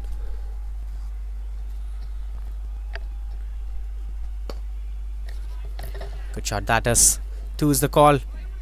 Will be satisfied with a single. He'll be at the run strikers end now. Couple of dot balls from Janagiraman. 8 dot balls in this innings so far. He did really well. Picked up a wicket in the power play as well. But the middle overs didn't stood out in their control. Spinners were not getting any help from the condition. Change of pace. And Kannibalan wanted that single desperately, as that eventually brings out the wicket of Sundaresan as well.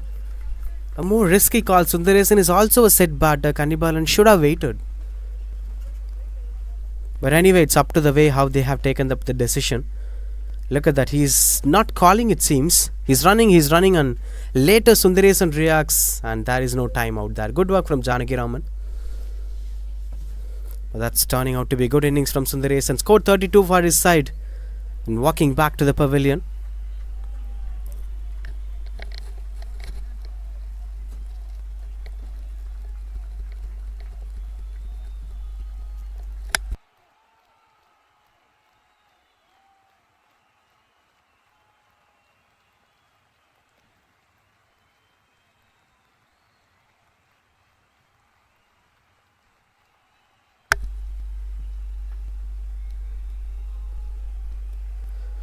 Taking out his time over there, Janaki Raman.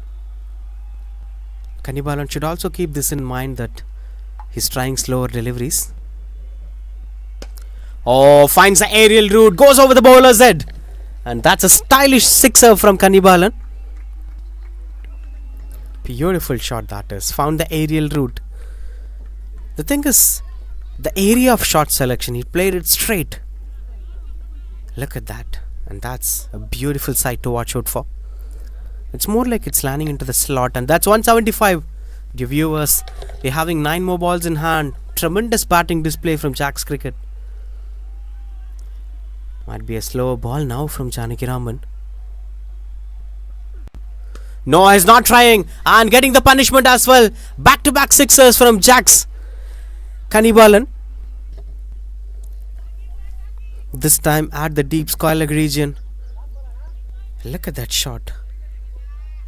Oh, beautiful stroke making. He's having that connection, waiting for the pace and using the pace to dispatch it to the dugout.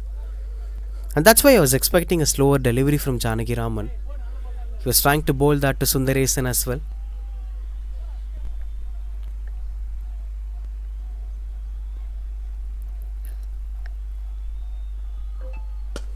Another shot. This is more, and a huge shot as well, going more distance. Over the commentary box as well. Hat-trick of sixers. This is from Kannibalan. Look at that. Look at that style. Beautiful stroke making this is. One thing is pretty common here, that all these three sixes came as a front-footed shot. So either he can put the batter into the back foot or he can bowl a slower delivery. But will be under pressure now, Janaki Raman. Slower delivery. Had more time, Kannibalan. But will be happy to take that single to keep the strike back for next over. 19 gets completed, 188 for 6.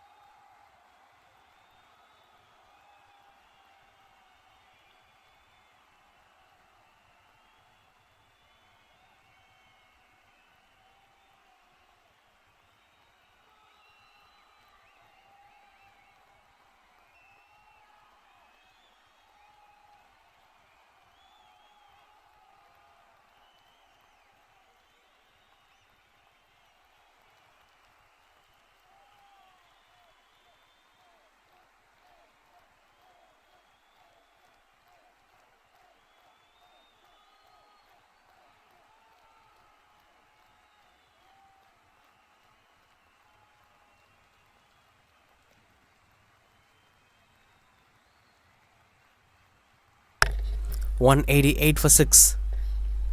Kishore gets the ball. Kannibalan on strike. 42 of just 13 balls.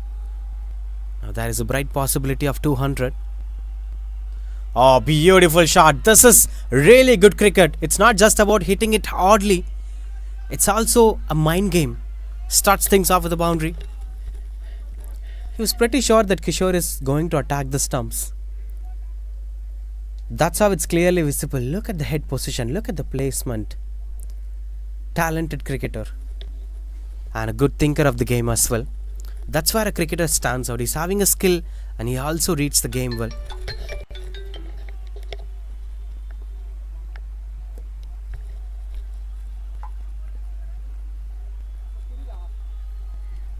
That's exceptional work out there from Kannibalan.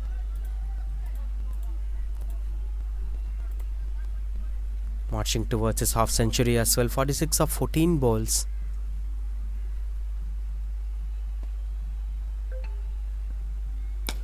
Pulls it away. Couldn't get the connection well. And that eventually finds the fielder at the deep. That's a tremendous knock. And a very quick cameo coming to an end. Kishore does the job really well. A change in length eventually gave them the result. One thing is pretty sure that Kannibalan was very much animated. He's trying to attack every ball. So when you change the length and the angle, you eventually gets the prize you're looking for. Good catch taken at the long on as well. But that was a really good innings from Kannibalan. 46 of 14 balls came in when the team was trying to lift up. And he have shifted up the gear to 6. And eventually made the team to look forward for 200 as well. Really good batting from Kannibalan. 192 for 7.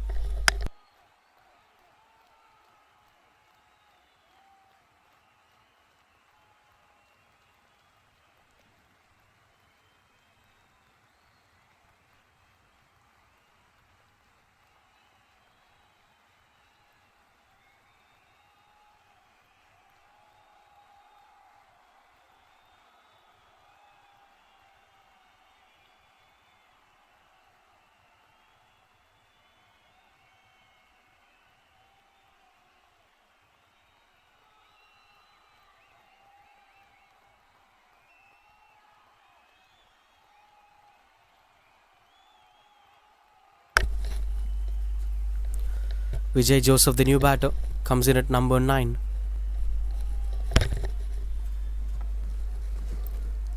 Last 4 balls of the first innings.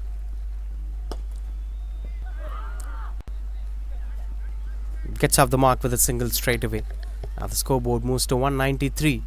With 3 balls in hand, they need 7 runs to reach 200. Will be psychologically a good number to put the opposition under pressure. Jacks Cricket have already scored 200 twice in this tournament. This will be their 3rd entry to 200 club. But that happens only if they score 7 of 3. Kishore is bowling really good.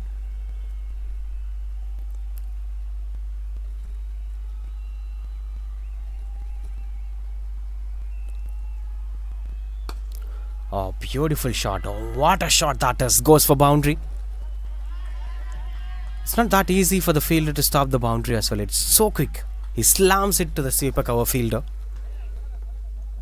A tall right-handed batter, Naveen G, just opened up his front foot and eventually slaps it to the boundary. 197. Swing and a miss. Couldn't get the connection. Oh, that's given wide. That is given wide. We'll be having one more chance to bowl. 198 now. 2 balls, 2 runs required for 200.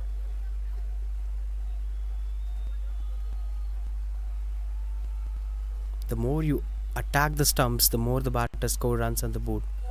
Or the more you bowl fuller, the batters were trying to meet it to the middle of the blade.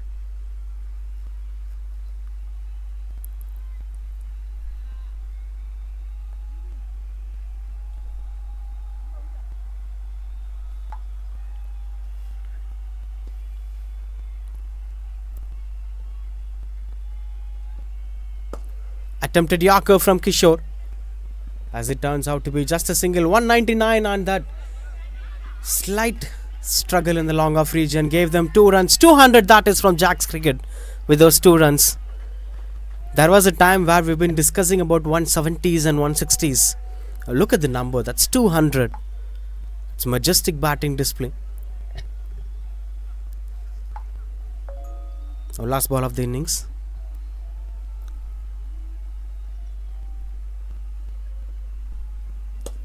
Finds the aerial route and no chance for the sweeper cover fielder to stop that. Goes for maximum. 206 for 7 to end the 20th over. That's a miraculous performance from Jacks Cricket. There is a reason why they are at the top of the table. Look at that shot. Slight resemblance of Mako Janssen finishing things off. 206 for 7. Jacks Cricket have won the toss. Decided to bat first. Initially got some struggle. The power play bowling performance was really good from Sivaram and Janaki Raman, but eventually Ajit have started scoring runs on the board. Siva Prakash and Arun have batted well. Sundaresan gave some good partnership, couple of boundaries and sixers, but all came to one man's credit. Kanibalan came in for a cameo, 15 ball 46. That made a huge changes in this innings. It was a 160 game, but it turned out to be 206 game, and Jack's cricket were turning out to be scoring 200 plus for the third time in this tournament. With the bowling, we saw Sivaram Ramkumar conceding 30 runs, Janaki Raman 54, Kishore 51. Sonu Pratap bowled only 1 over, Praveen GP did really well, 3 overs 17 for 0, and Mukesh Marimuthu 4 overs 38 for 1. Overall, it's 207 required to win this game and the tournament as well for Dream 11. Let's wait and watch what's going to happen in the second innings.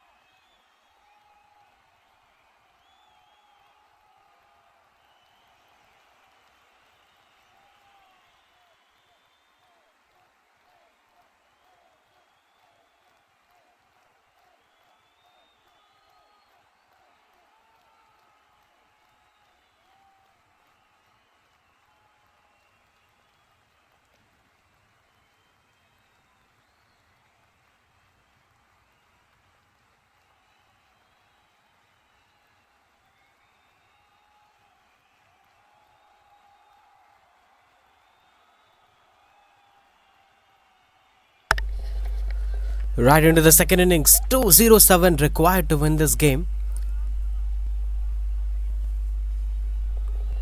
which is going to be slightly challenging for Dream 11 to make it happen, but that's how they can win this tournament. If they want to do that, they have to do that miraculous job. It's not going to be an easy task anyway. Highest target chased in this tournament is 183. Anything more than 183 was not chased, so there is a possibility for Jacks cricket, but impossibles can be broken, records are meant to be broken, so statistics can't support an entire match scores. One batter's ability or one batter's intent can transform the game completely. Dream 11 had a couple of good batters as well. Kishore is one of the fine batters at the third position in the leading run scorers list. 4 innings, 172 runs, averaging 86 with a strike rate of 173. That matters the most. 35, 69, 37, 31. Never scored less than 30 in this tournament. One of the standout performers to watch out for. And along with Kishore, there are other contributing batters as well, played along with Kishore. Praveen GP is there. Ishwar is also a top contender. He's opening along with Mukesh Marimuthu, trying to play some attacking cricket, bringing on Mukesh Marimuthu straight away, and Thiru V gets the ball.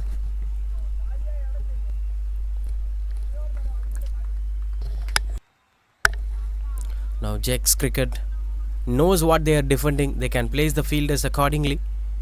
There is short third man, there is backward point, cover point, sweeper cover, extra covers, mid off inside the circle. Long on is there. There is a sweeper cover and there is a long on for Thiru.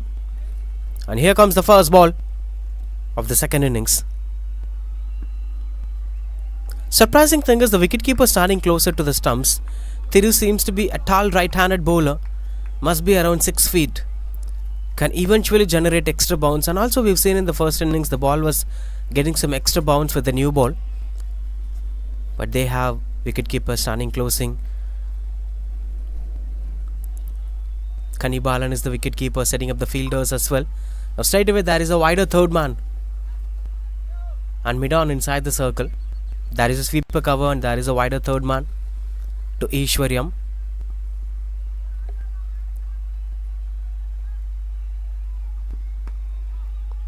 Slight bit of extra bounce. That's the purpose of that field positioning. Gets off the mark straight away with that single Ishwar. There is no need of any hurry-burry intent in this batting lineup. All they have to do is to maintain a run rate of 10 runs per over. Even if some overs went good, even if some overs doesn't get more than 10 runs or it ends up with 2 runs or 3 runs, that's completely fine. They can get good overs, they can get big overs. It's all about having 2 to 3 big overs in this game.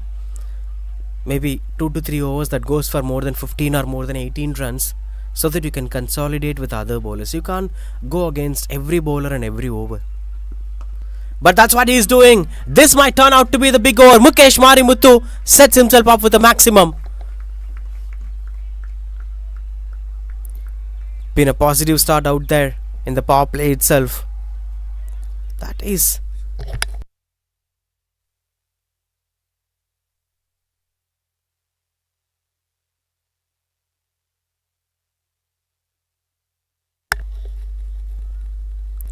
beautiful shot that turned out to be.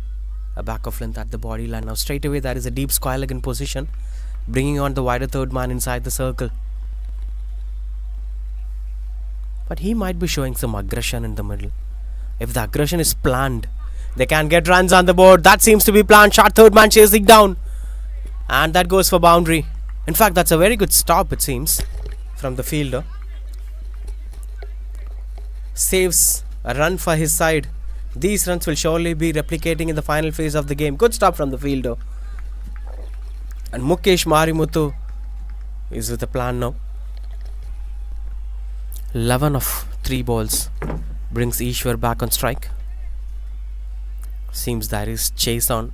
There is a possibility. That's why I mentioned when it comes to finals, you can never stop beyond statistics. There may something be happening. Long on in position, sweeper cover in position, different field positioning for different batters.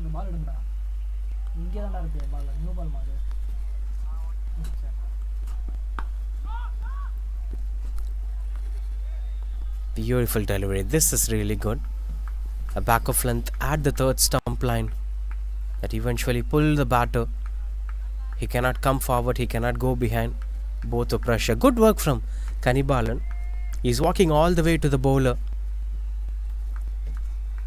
to let know about the game plan that we're planning to do. Once again, sweeper cover was brought into the 30-yard circle. Now long on and deep square, like two deep fielders on the onside. All the offside fielders are inside the 30-yard circle. What will happen?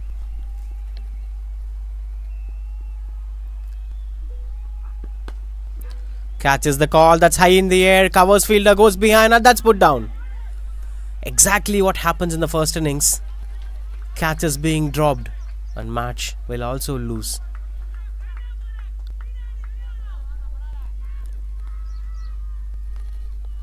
Look at that. It's a leading edge. And it's not an easy to reverse spiral and take the catch. But he was almost there at the position. All he had to do is to grab that catch. That would have turned out to be a wonderful catch.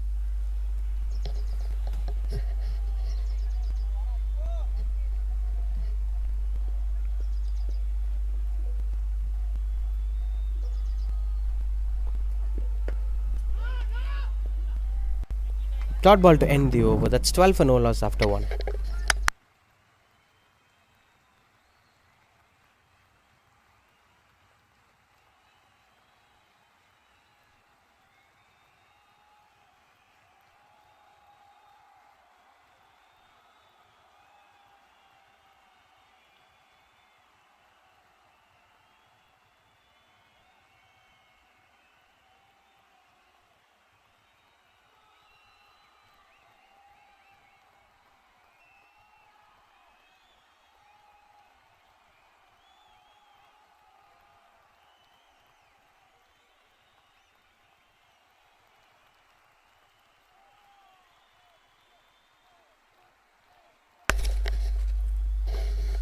Catches the call. That's between two fielders and eventually goes for boundary. Easy pickings for the batter. These were. A back of length delivery outside the off stump from Hariharan. That gave a lot of width to the batter to slice it to the deep point fielder. There is no deep point in fact. There is cover point and there is backward point. The ball pierces between the two fielders.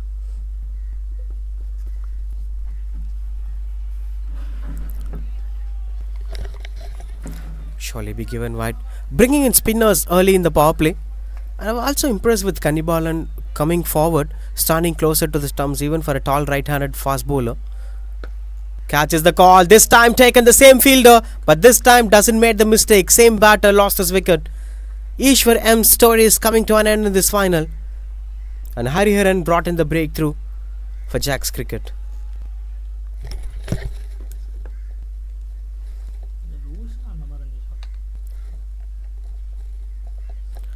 This was exactly that shot through the covers. It eventually found the hands.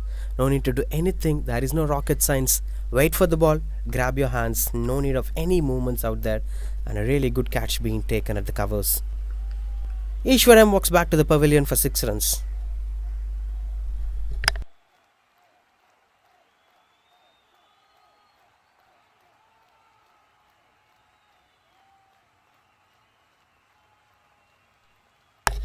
Vijay was the catcher.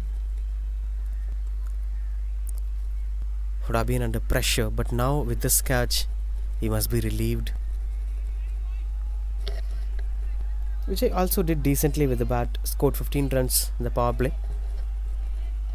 Now that brings a new batter, comes in at number 3. And good speech out there. Jack's cricket was speaking out. There were good sound and energy out there in the fielding unit.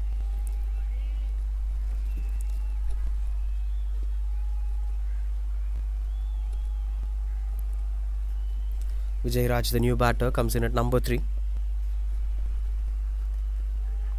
Strong shouts. This is really a good way to start things off. I think what Ishwar could have done is to rotate the strike and gave it back to Mukesh Marimuthu. All they needed is a one batter who holds this innings to take it forward.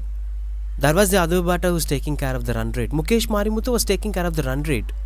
He scored a sixer on the very first ball he faced. So he can make certain things with control, whereas Ishwar M can rotate the strike and stay in the crease for a long time so that the chase would be possible. Now if both the batters try to hit, one will get the strike, the other will stand at the non-strikers. The other will be waiting to get the strike. It's always important to have one set batter and the set batter gets strike in a regular interval of time. Vijay can also do that, can rotate the strike. There is long on that's kept empty and there is sweeper cover. There are so many areas where he can rotate the strike and give the strike back to the set batter or someone who is looking out to get runs on the board. We'll be keeping the strike back for the next over. 2 gets completed, 18 for 1.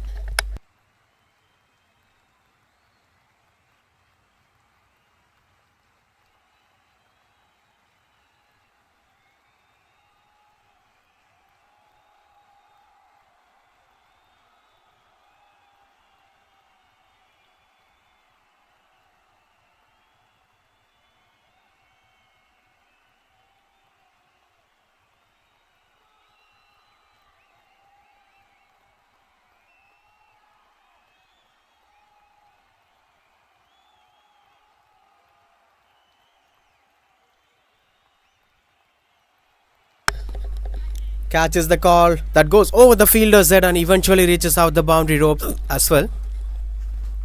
Positive start to this over from Vijay. Good that he's having that wicket keeping ability to stand closer to the stumps.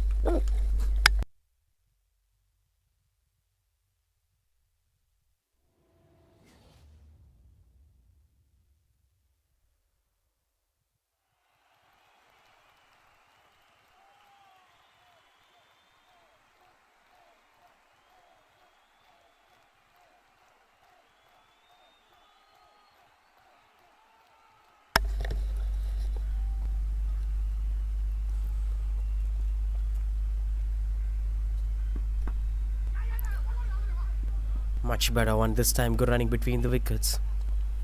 Speaking about wicketkeeper standing closer to the stumps, there are few bowlers who use it to swing the ball well, who use it to move the ball to the batter instead of getting bouncers. There are bowlers like Bhuvaneshwar Kumar, Sandeep Sharma is a big example. These were not the hit the deck bowlers. They were not someone like Prasidh Krishna or someone like Mohammad Siraj. They were someone who bowls more or less good length, swinging the ball away from the batter or swinging the ball onto the batter. So for such bowlers, bringing on wicketkeeper closer to the stumps might put some pressure to the batter, not to the bowler. But when you have such intent against a tall fast bowler, bat flies and the ball flies as well, but the ball goes for boundary. That's a misfield. The fielder disappointed. He was not expecting to miss that, but eventually goes for boundary. Positive intent here from Mukesh Marimuthu, but he is also getting help from the fielder as well.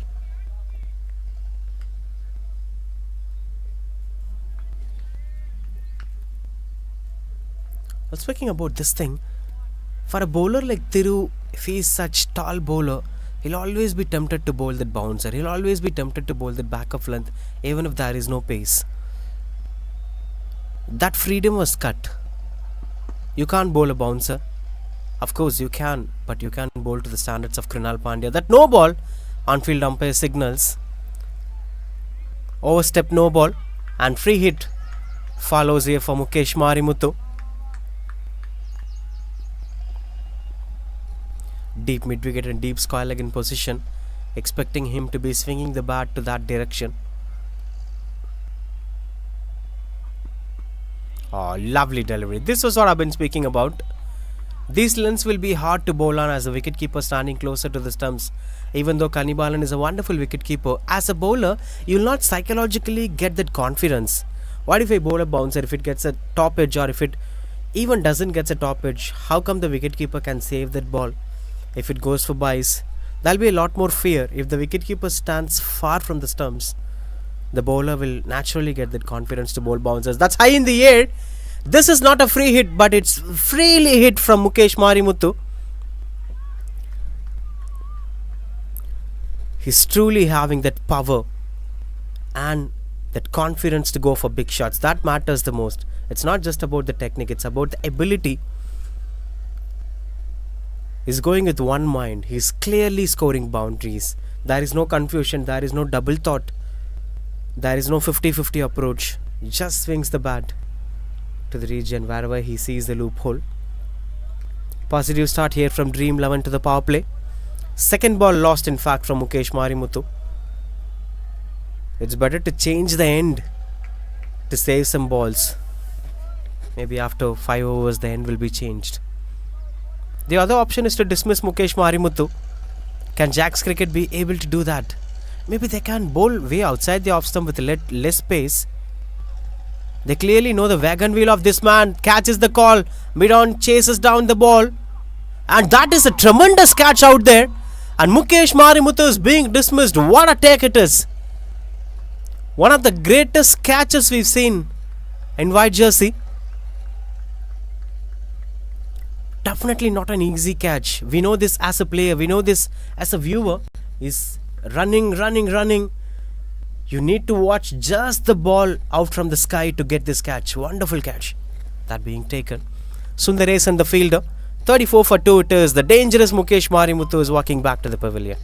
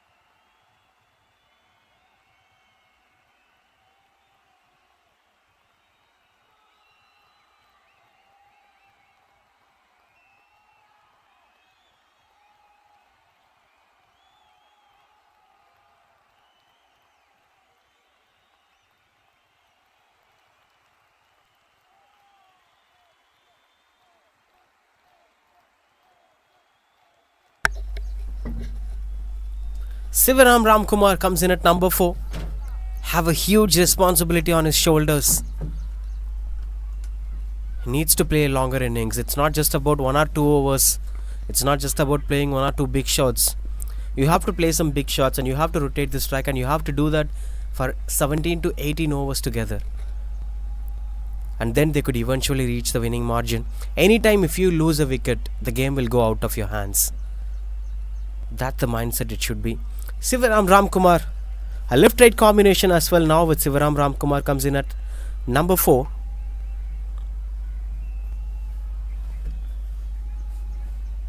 But that was a tremendous catch from Sundaresan.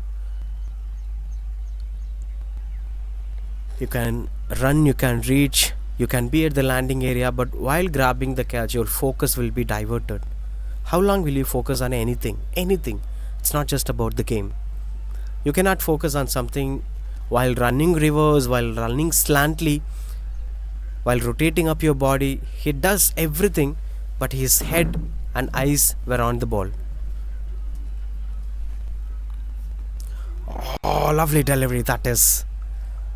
Hariharan must be enjoying to bowl to such batters. Left-handed batter to an off-spinner.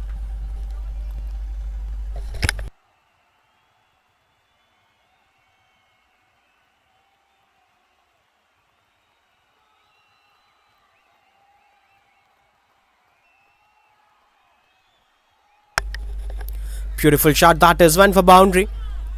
Extra bounce eventually led Sivaram Ramkumar to go for the big shot. That eventually led him to get that boundary as well. Look at that. Quicker one.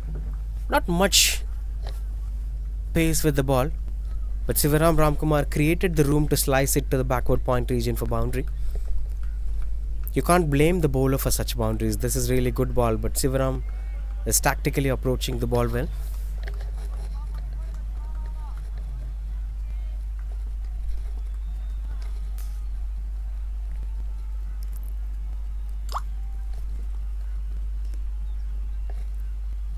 Much better one. Flighted delivery, inviting the batter to come onto the front foot as well.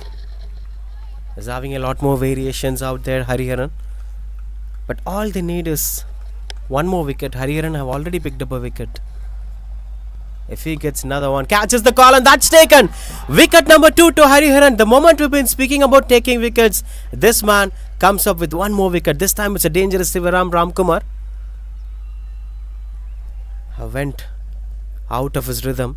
A flighted delivery with very less pace. There is a slight flight as well. And that eventually got the batter animated to give that catch.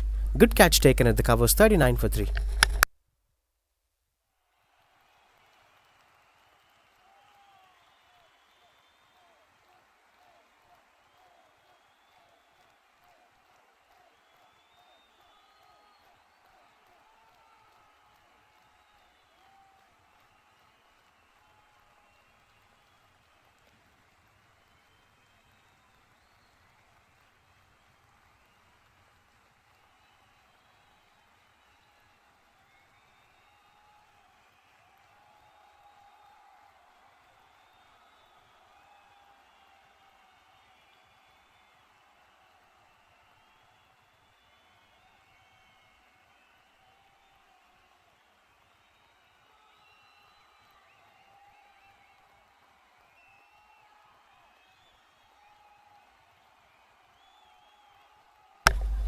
Kishore V, the new batter, comes in at number 5. Slight bit of pressure now. The one thing is pretty clear that even though if the target is 200 or 250, there needs to be some planning. It's not like watch the ball, go for runs. Maybe there needs to be some assistance with the partnership. 4 gets completed, 39 for 3.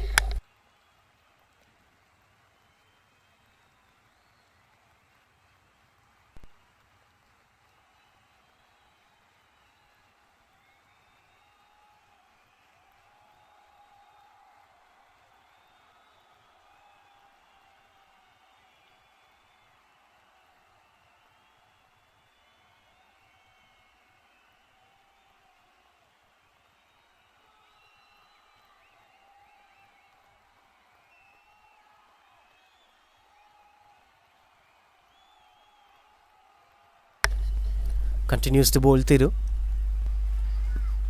Oh, lovely walk that is. That's what I've been speaking about.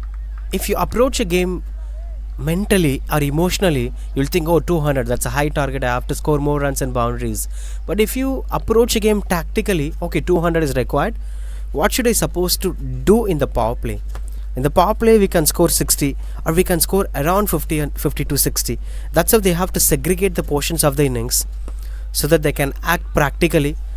Now what's the situation? In power play, we'll try to score 50 runs. There is a bright possibility of 50 even now. So they should not lose wickets. They are still in the game.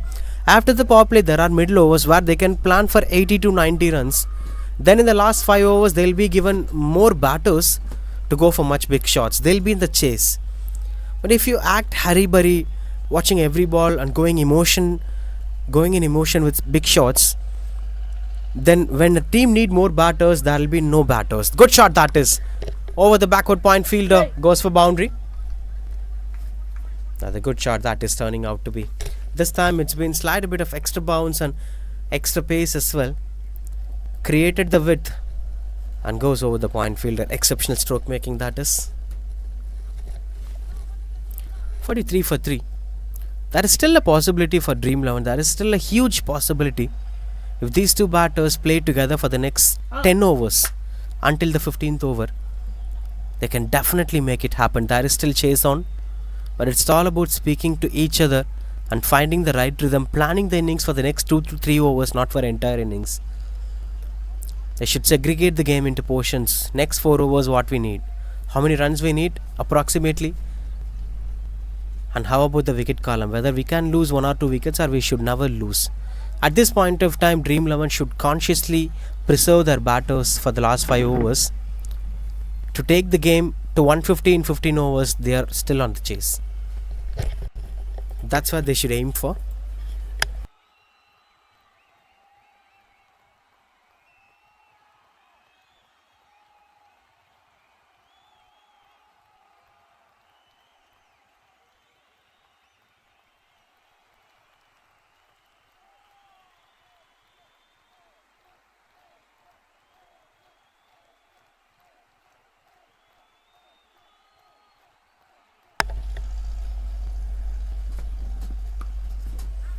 Squeezes it to the deep point direction. Good stop from the fielder. Exceptional stop that is. Saves 3 runs for his side. Jake's cricket fielders are having outstanding performance. The fielding standard was impressive. Those 2 catches and this one. This is really a good battle to watch out for. Dream 11 is also having quality cricket, and Jack's cricket were also playing really good cricket. Who's gonna make it to the big stages? Next 10 hours are going to be the most crucial phase.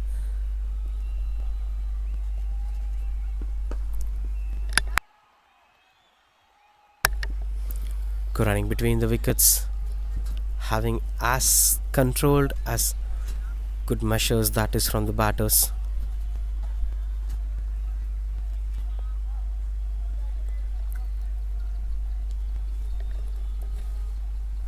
45 for 3-1 to end the over.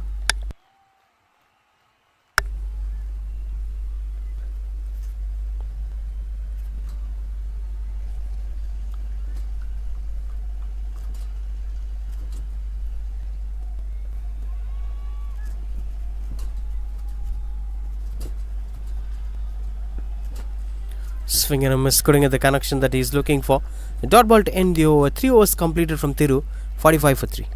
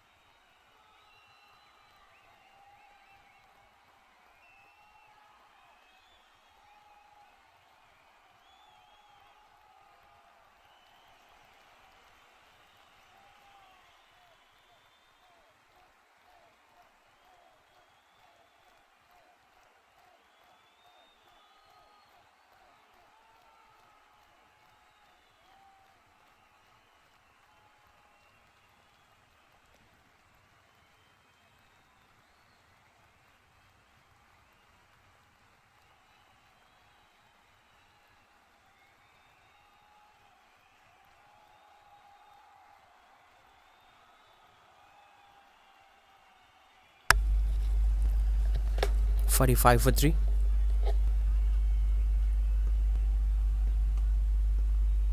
Vijay, the new bowler, into the attack. Starting things off with a wide ball. Last over of power play as well. 45 for 3 already. With this wide, it goes to 46. They can eventually be happy with what's being done with the scoreboard in the power play. They can play relaxed cricket in this over. Playing 5 to 6 runs can keep them alive in this chase. But if there are loose balls, they can go more than that.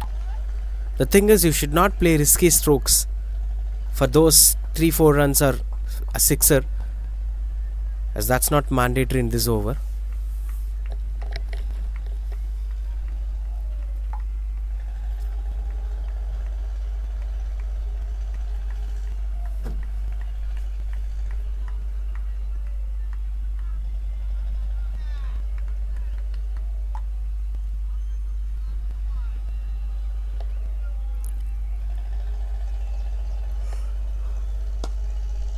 Trying to find the aerial route. Good stop from the fielder.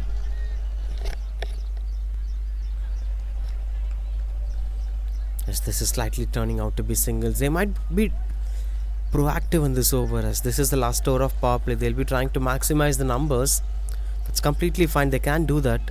The only thing is whether you're taking care of risky strokes or a careful stroke. That matters the most.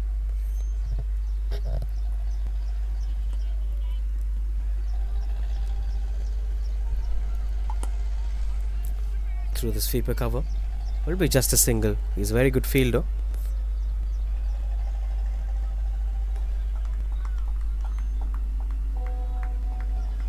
Things are quite good under control in this over. Trying to accelerating this partnership. Vijay Raj and Kishore, they understood that losing wickets will be more crucial at this point of time.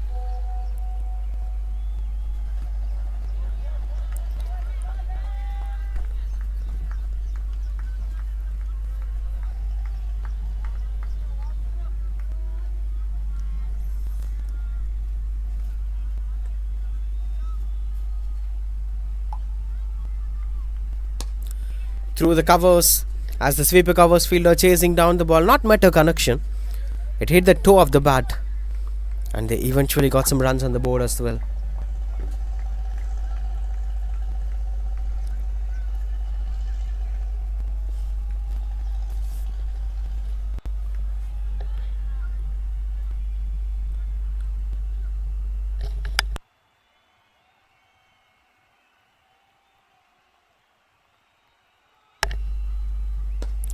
Goes over the bowler's head. This is a maximum credibility stroke making. Goes for maximum as well. Shows the on-field umpire. But that is the confusion whether it's a sixer or a boundary. They're checking out with the witnesses.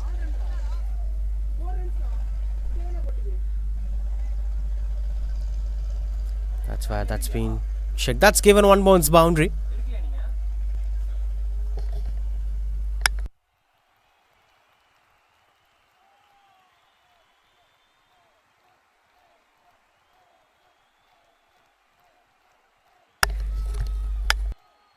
That's given one bounce boundary. But that's really good shot from Vijay Raj. One of the most safest options to score a run.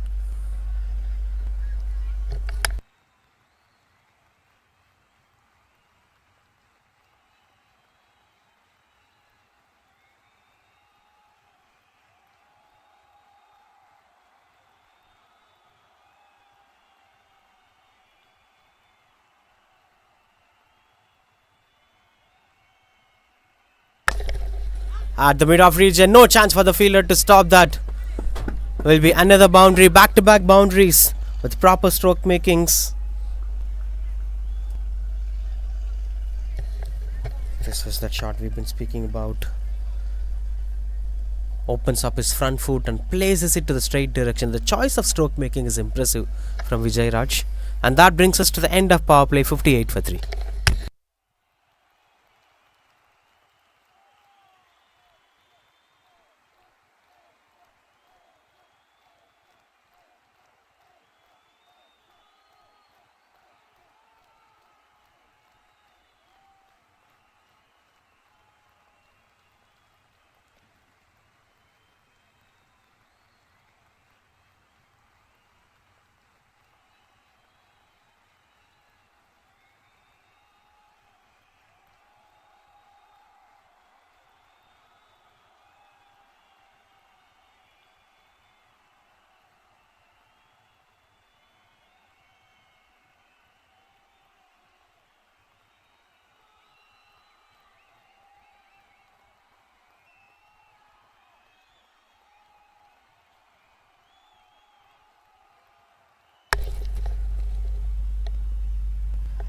Madhi Vignesh, the new bowler.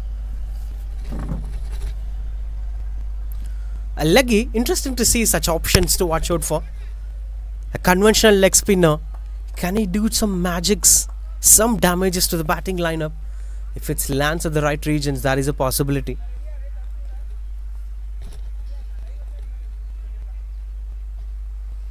I'm really impressed with this release point. A typical leg spinner. Oh, beautiful bowling that is. Tempting the batters to go for big shots. An extra flighted delivery. I think that's where cricket is still having its lifeline. Playing conventional cricket, typical off spinners, typical left arm spinners, they're still holding up some intent in the game. Good change of length. He was intending to step out initially.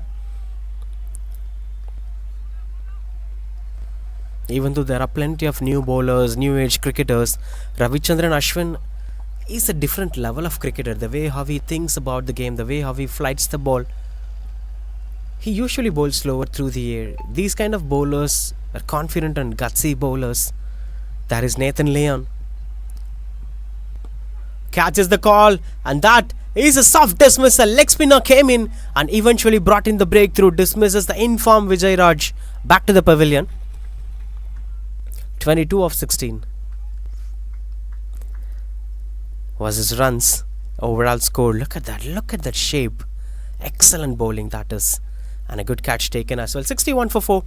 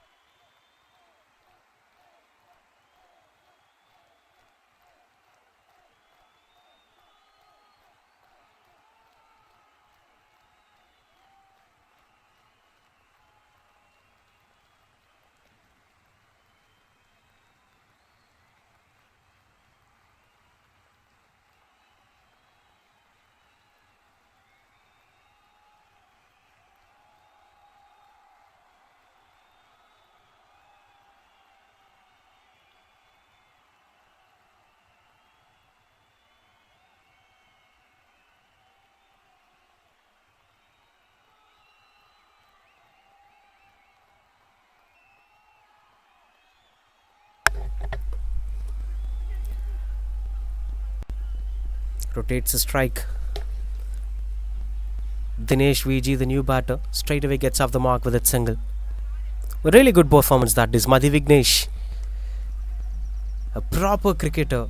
These were classic performances when you bowl well, when you bat well, with full efficiency. That's the real joy. Another strong shout, but two sounds came in. Must be bat first. 62 for 4.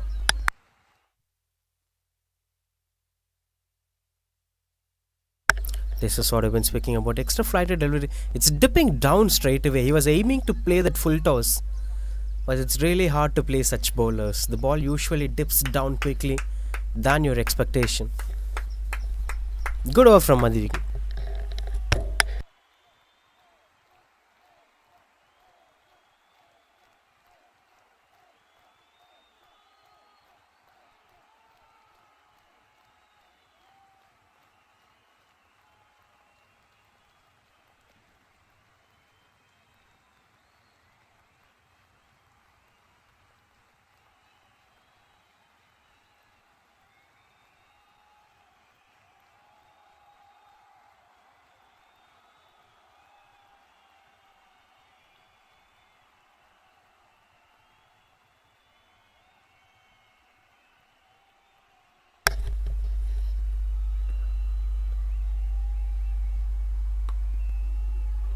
Takish outside edge, quick running between the wickets. Good awareness from Kishore.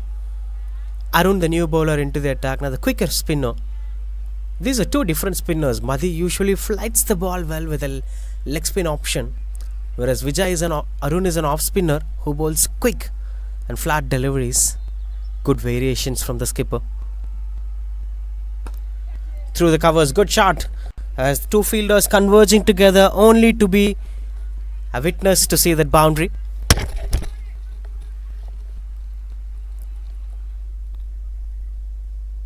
Not much loose delivery, but eventually Kishore created the room to place that shot.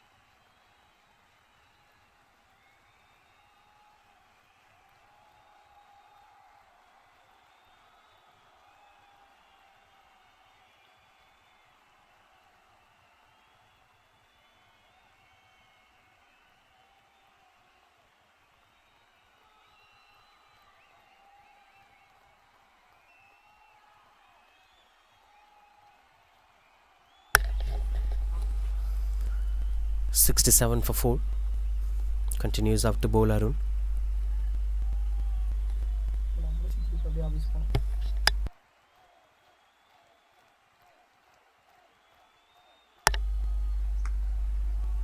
Now the edge delivery, quicker deliveries from Arun were working, but unfortunately this one goes for boundary. Another good one for Kishore. Kishore is a dangerous batter when he gets fine-tuned. Usually if you pick the wicket of this man, it's better. Once the time flows, once he starts hitting the ball, he'll hit the ball all over the ground. He's a very good hitter of the ball. Might turn out to be a danger sign for Jack's cricket.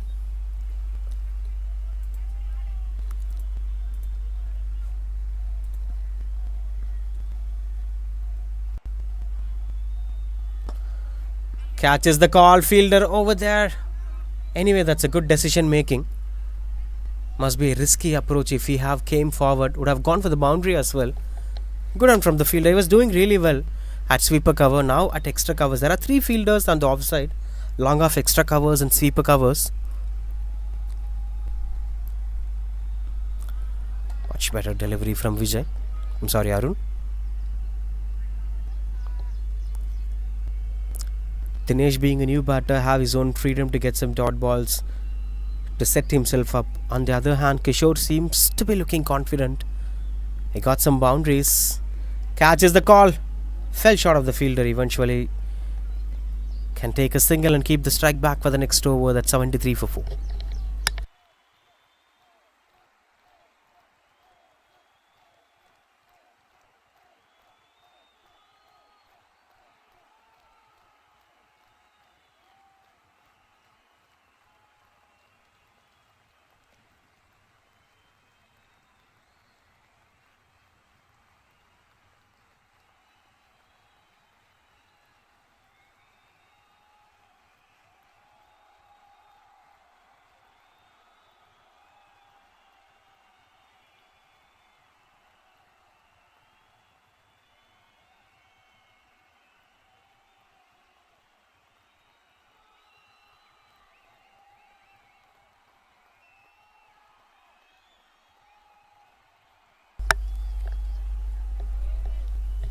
Madhi Vignesh back into the attack. I really want to see Kishore to get the strike in this over. Someone who's ready to geared up and facing a leg spinner who's flighting the ball well can be a good matchup to watch out for. He's a really good hitter of the ball. On the other hand, Madhi Vignesh bowling really well. I love to see that matchup happening.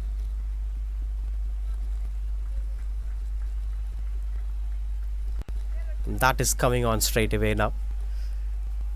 What will Kishore V do? Will he play calm and composed cricket, or is it going to be an attacking intent? A well-flight delivery. Oh, he's swinging, strong shouts. This is what exactly we've been expecting. For Madhi Vignesh bowled sensibly. He didn't extra flight at this time. He bowled a controlled delivery, a little short in fact, than his usual stock deliveries. Look at that. Less flight and little short as well.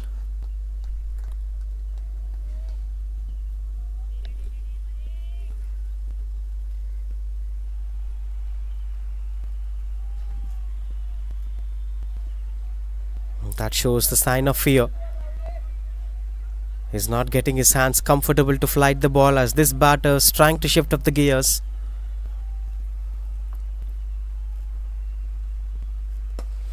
Catches the call. That is a fielder at deep.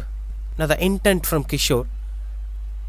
So this matchup will surely be interesting to watch out for. Madhi Vignesh have 2 more overs to be bowled. And Kishore is still there. Let's see how it works. But as of now, it's turning out to be another good over. Just 3 runs coming off it.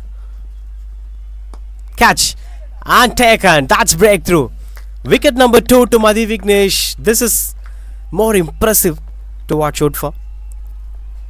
But what we thought is Kishore V will be falling onto that trap. But the man fallen down is Dinesh VG. Is walking back to the pavilion. An extra flighted delivery again. No time to get the backlift clear. And that's half controlled shot. Eventually good catch taken by the bowler as well. 76 for 5.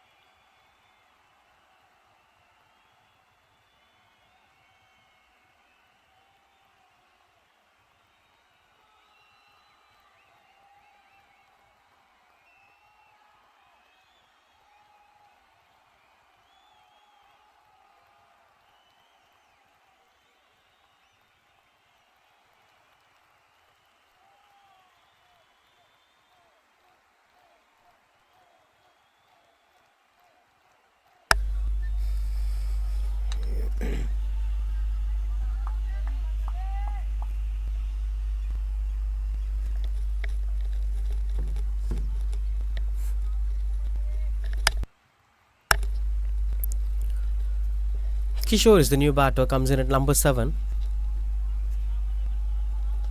7 for 2 as of now, Madhi Vignesh.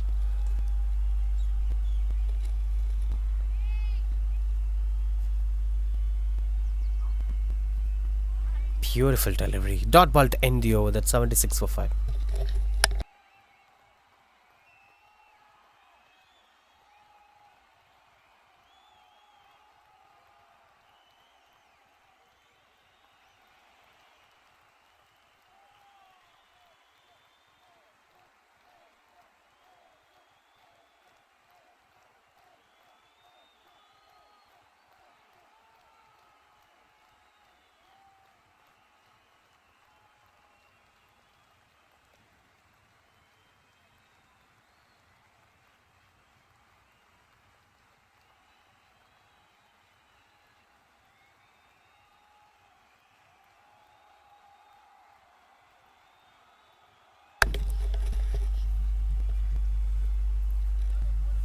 Continues out to bowl Arun.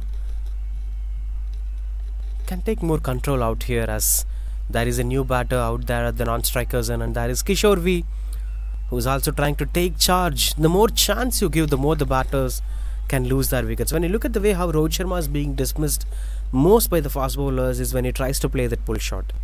So where the batter does well, that's where the wicket have. Oh, that strong shouts and the fingers going up. Arun have straight away brought in another wicket. And one more set batter gone.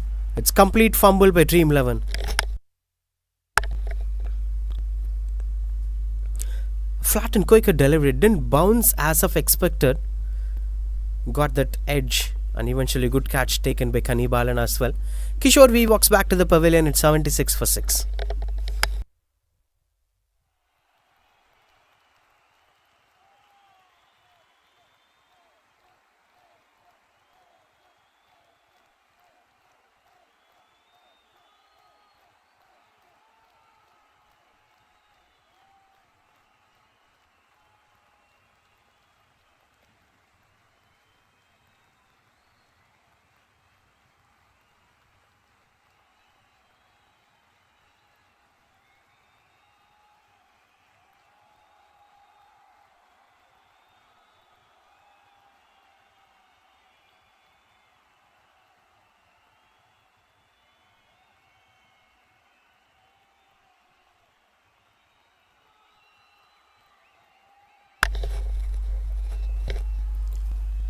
Sadish Yuvi, the new batter. Swing and a miss. Better be careful with your bat. If you're intending to throw it, Arun is expecting a caught behind. But at the same time, run rate is also a concern at this point of time. 131 required of nearly 10 overs. It's just 10 overs in fact. Through the covers, Sadish Yuvi, good start. And getting off the mark with that single. Oh, that gives extra run. That extra bounce is adding up and spicing up things over there, but you need to score more in a regular interval of time.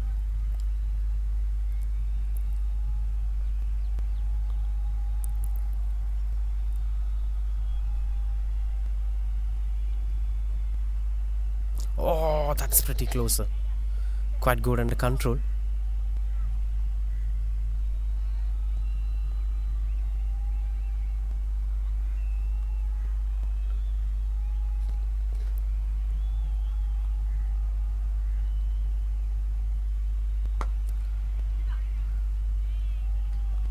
Through the covers, extra flighted delivery. Another good over, turning out to be a good over from Arun.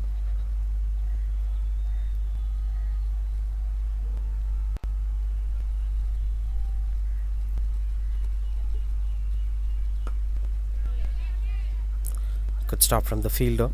Will be just a single. Sadish Yuvi keeps a strike back for next over. 79 for 6 it is.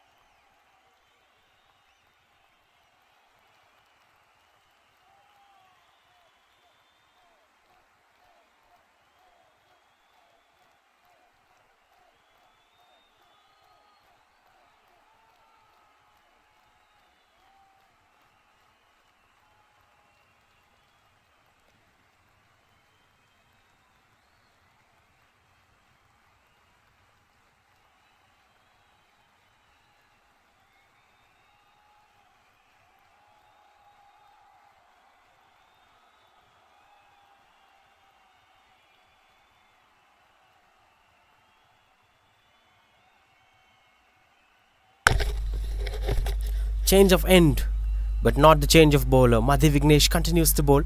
7 for 2 in 2 overs. Two new batters in the crease. It's going to be a really good challenge. Can try to have a slip fielder in position. He's having really good dip. The turn is really good.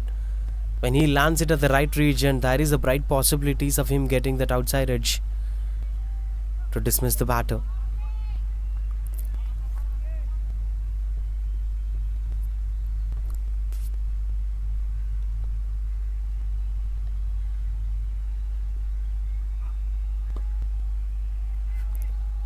Two is the call from the batters. They're satisfied with a single. I think this is a point where Jack's cricket were also struggling in the first innings, the first 10 overs, in fact first 13 overs. And then all of a sudden there were good innings coming to an end, especially with the way how Kanibalan batted. There are plenty of other batters as well. Ajit did really well, Sivaprakash did really well. So it's all about contributing things. Maybe if these two batters can build up a partnership to 15 overs, then after 15 overs they can shift up the gears. But they also cannot play more slow cricket at this point of time. They should anyway try to score 10-12 runs every over, even from now, without losing wickets. They've already lost 6 wickets. It's going to be a challenging task, else the game will eventually be handed into the hands of Jack's cricket. There is no challenge out there. Nearly 126 runs required. Catches the call. Nobody standing at the extra covers region.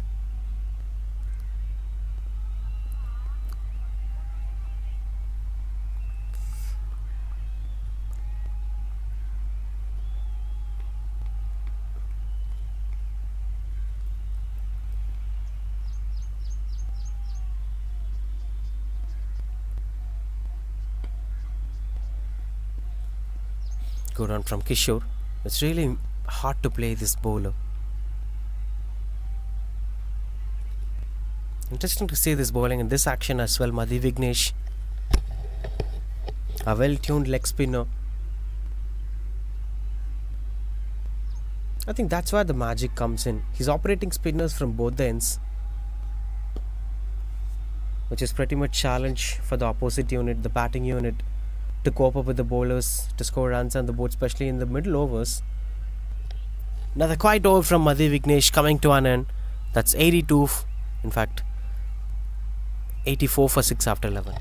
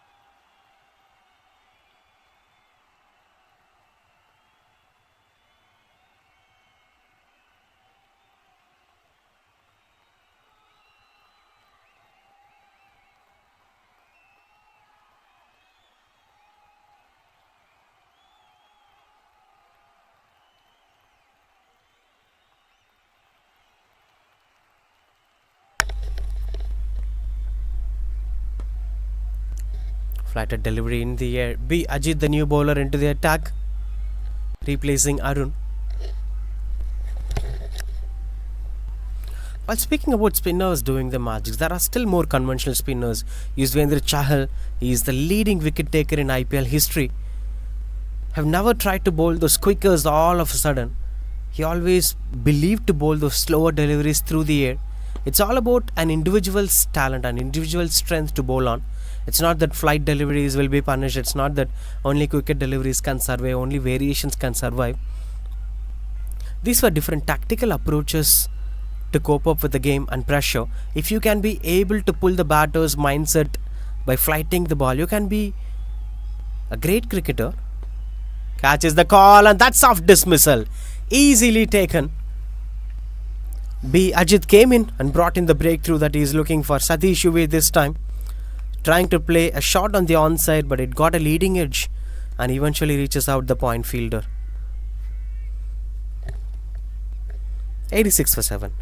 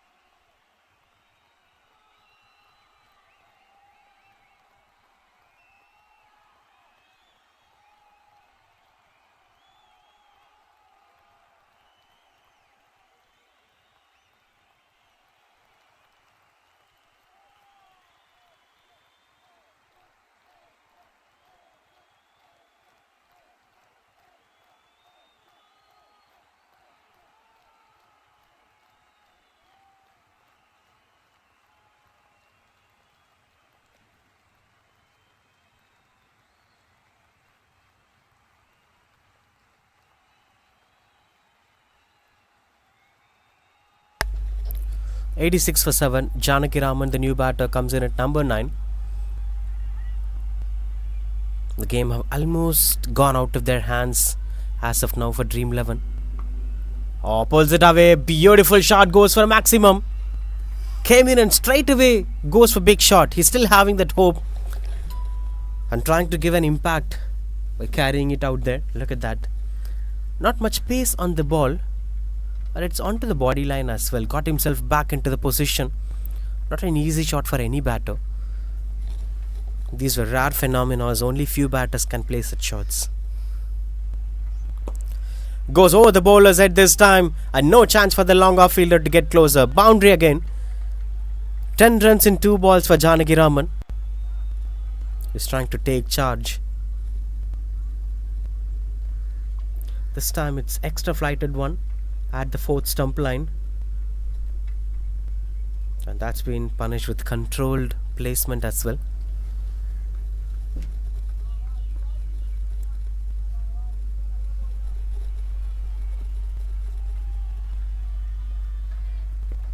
Much better one this time. Good comeback from Ajit as well. Turning out to be pretty decent over since he got a wicket. That's 96 for 7.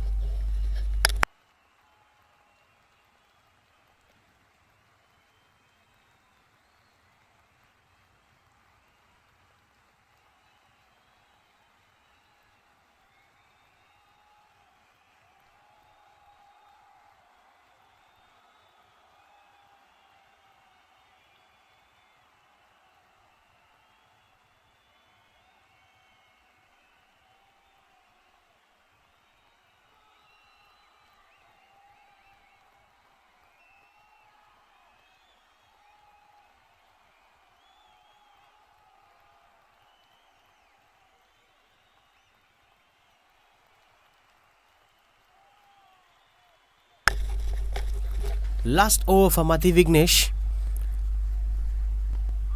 Oh, edged. And eventually good stop from the fielder. That brings Janaki Raman, someone who's showing high intent in this game. He's at strike now. And a bowler who's tactically good, who's having strong skill set, is bowling. Interesting contest to watch it for. 13 for 2 from Mati Vignesh. Much better one. He respects the good ball, Janaki Raman. That's how you play cricket eventually, even though there are more challenges. How you can maximize the numbers. If it's really good ball, you can't go for a boundary. Try for a 2 or single. If it deserves to be a dot ball, try to convert it into a single, not a sixer. That's how you have to react to a ball sometimes. This end is not fetching much wickets to Madhi Vignesh. The bounce is slightly different in this end. It's having extra bounce which lets the batters to go into the back foot comfortably comparing to the other end. So after 15th over, this privilege will not be there. You're checking out the conditions as well. Janaki Raman. There are definite boundaries anyway. There's some confusions. On-field umpire is also making his way out there. He's just testing out the bounce. As that's exactly where most of the balls of Madhi Vignesh were landing. If you are sure about the bounce, you can choose any shot selection that deserves to be played against that ball so that you can get the maximum impact.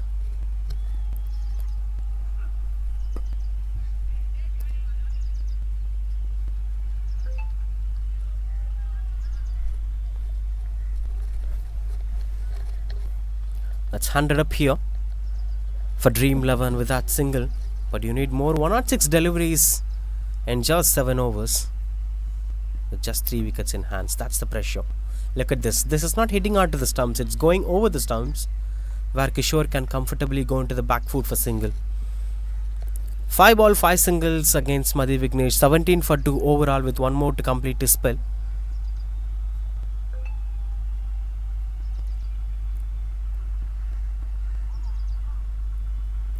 The dot ball to end the over. Another good over coming to an end. 101 for 7 after 13.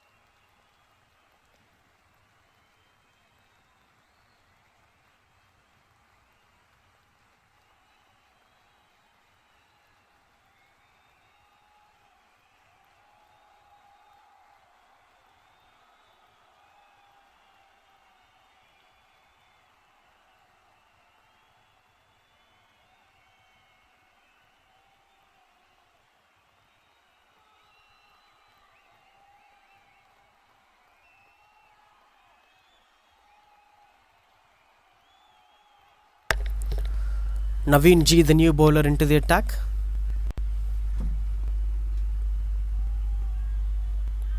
Not getting the bounce he was expecting for. Spending some time in the middle. Kishore is not accelerating as of now. 6 of 8 balls, which is irrelevant to the situation. But there is Janaki Raman who's taking up the risk of scoring runs. Looking at the required run rate 15.5, and they should at least get closer to the target despite of what's the result. Kishore needs to get out of that zone, start scoring runs on the board. Slight bit of pressure for him as well.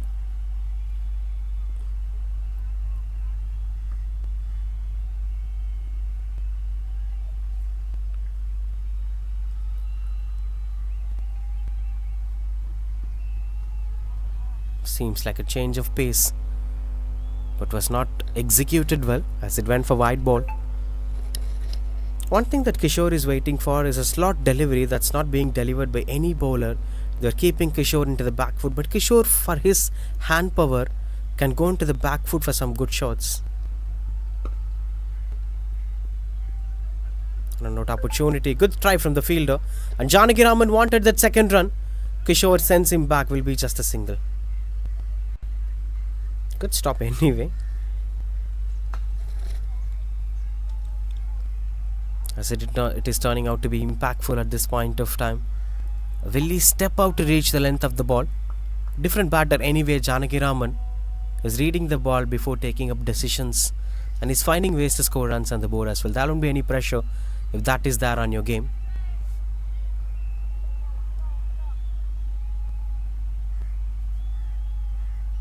Now we are pretty clear that not even a single delivery was landing on the slot, inviting the batter to come onto the front foot for the big shot. Now what would be the response of Kishore? Will he try to step out?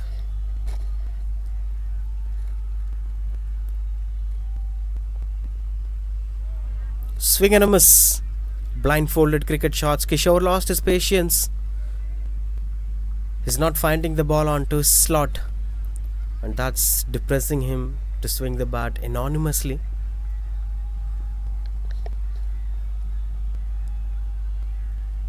Desperate Kishore. Maximum possibility. If any batter who is looking desperate, there'll be possibility of making errors. Conscious approach, single, and we'll be keeping the strike back for the next over as well. 105 for 7 it is after 14.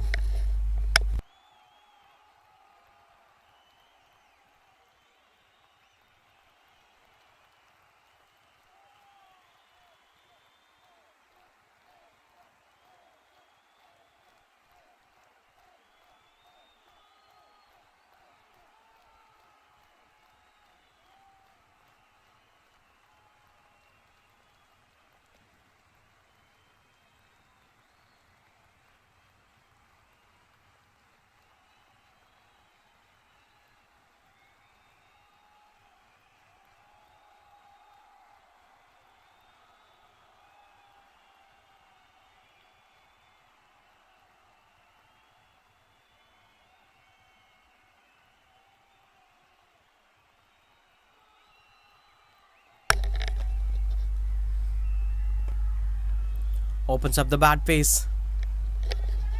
As there is a slight miscue, fielders chasing down the ball. Turns out to be just a single.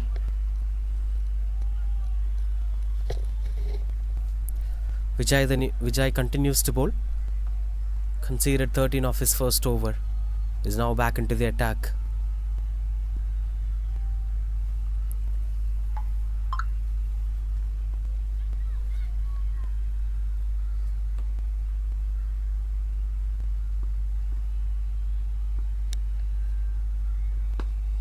Oh, beautiful shot through the covers. Excellent placement that is from Janaki Raman. As it eventually goes for boundary.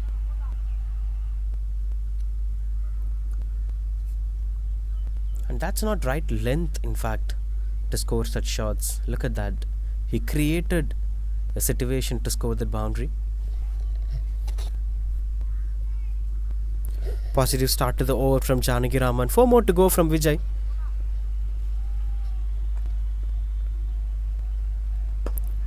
Another good shot. Long off, chases down. No chance for him to stop that. Good try from the fielder anyway.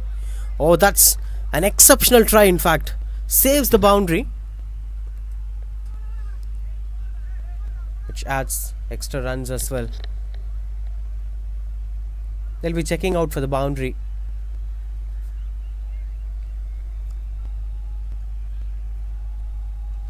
And that is not given, it seems. But look at the stop from the fielder. Exceptional work that at the deep.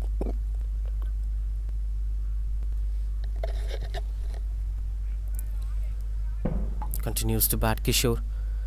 There are still hopes on Dream 11 setup. The game might change at any point of time. We cannot come for the conclusion. But the situations are more of favoring Jack's cricket. But things might change in one over. One big over can change the context of the game.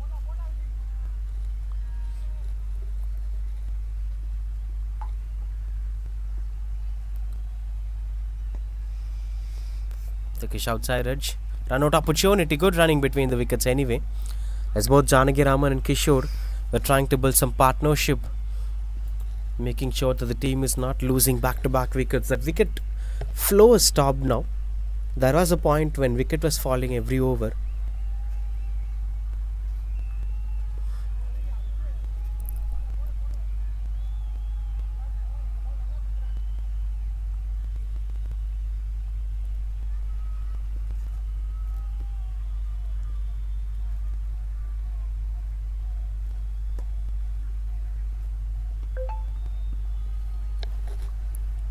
Squeezing it for just a single out there. 117 for 7.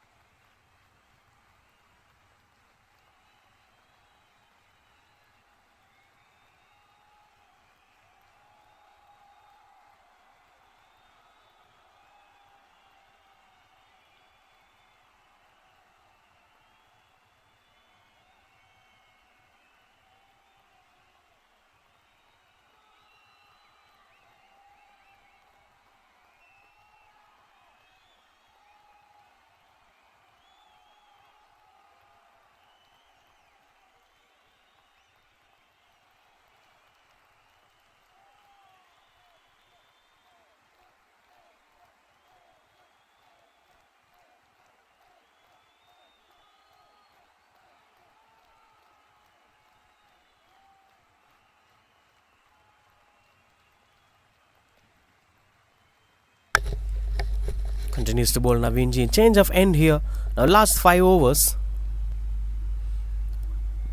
90 more required. It's high in the air. And eventually goes for boundary.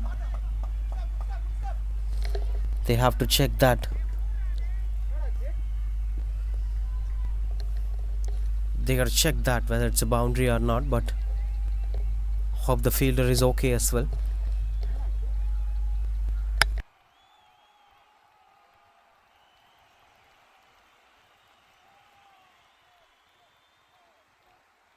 Good stop that is. Just as 3 runs over there. Saves a single for his side. 87 now more required of 4.5 overs.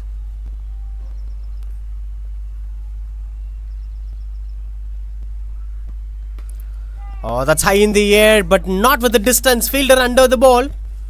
But a wrong judgment makes it to be a couple of runs, but not a boundary or a sixer. It was way high in the air. The fielder could have eventually got himself in the position, but he was standing at the wrong place. The ball was landing 2 feet away from him. Look at that. Before he realizes, things went out of its control.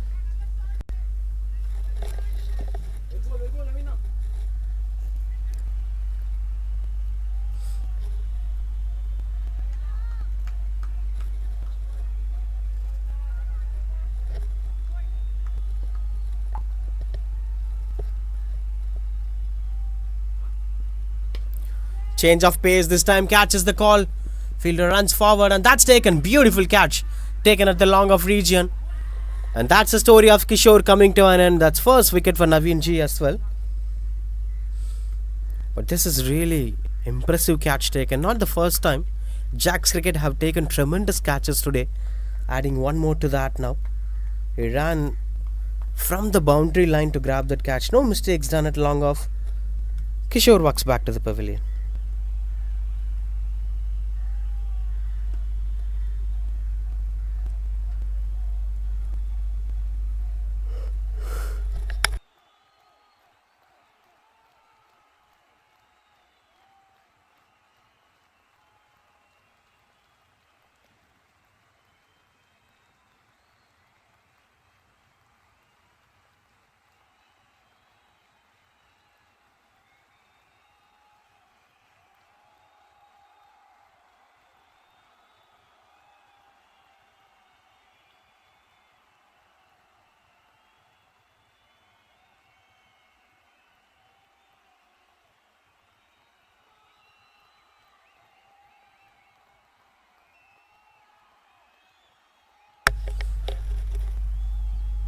Prakash, the new batter, comes in at number 10.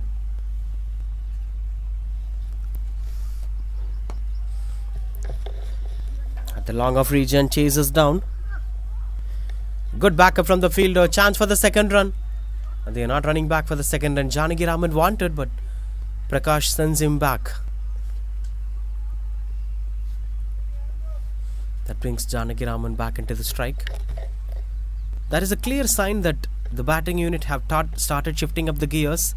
If not now, then they cannot make it. And that's why they're trying to find the aerial route. But this time Janaki Raman gets a connection better. That's a huge sixer.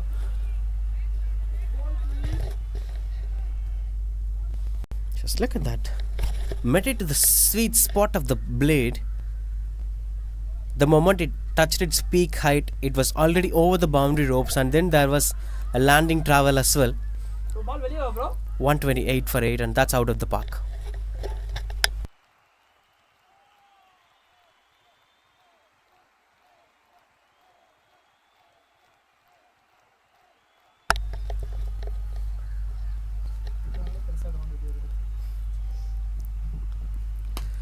Another one high in the air, catches the call as it landed in no man's area. And they're running back for the second run. Oh my god. And that's the story of Janaki Raman coming to an end without run out.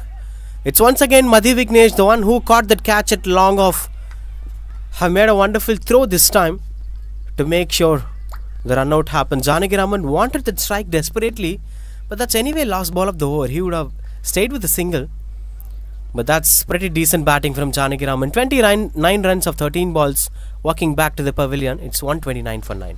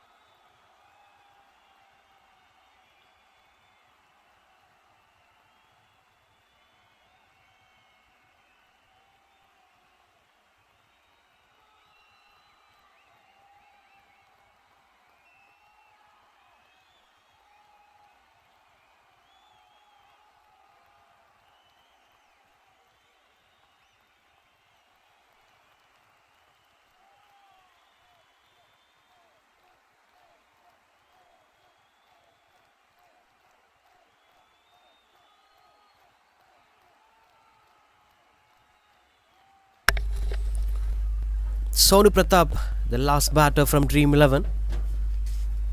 Arun back into the attack with the ball. Well known for his quickers and flat deliveries. Catches the call and that's taken, and that's the story of this game coming to an end. Dream 11 have lost all their wickets to just 129 runs. That's 77 runs difference victory from Jack's Cricket Academy. A huge number, a huge aggregate to make it happen on a very huge day. And this was a regular day at work for Jack's Cricket Academy anyway. They did that in the league phase. They did that exactly in this game as well, winning this game by difference of 77 runs. And they are the champions of Iron Fist season number 7. It dominated the tournament throughout and became the table toppers and promoted to the finals directly and won the tournament as well. That is a reason why they are the table toppers. That is a reason why they are considered the champion side. Exceptional performance that turned out to be. Happy faces, celebrations, energy everywhere. They deserve this. Jack's Cricket Academy. They in fact started celebrating with a trophy even before the game. Exceptional performance obviously with Kannibalan. But along with it, there are a few good performances. Here are the second innings from Dream 11. Vijay Raj tried his best. Kishore tried his best. Obviously, Janaki Raman is the pick of the batters today. 29 of 13 balls, 2 boundaries, 2 sixers. The rest of the batters couldn't capitalize the momentum. Initially, power play, Mukesh Marimuthu have also tried to do something with the bat, but nobody have had that longevity with that innings.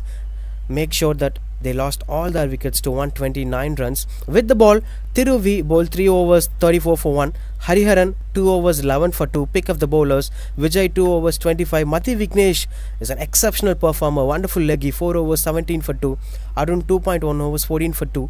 Sivaprakash didn't bowl today. B. Ajit 1 over 12 for 1 and Naveen G 2 over 16 for 1. All puts up together. Wonderful teamwork. This have make sure Jack's Cricket Academy have won this game by difference of 77 runs. Obviously, Kannibalan will be given the player of the match, but that can be done at the post-match presentation. Here comes a friendly gesture from both the sides. Played like a champion Dream 11 throughout the tournament. Unfortunately, this day didn't went on to be their day right from the toss. Exceptional cricket that is from Jack's Cricket Academy. Join us with the post-match presentation.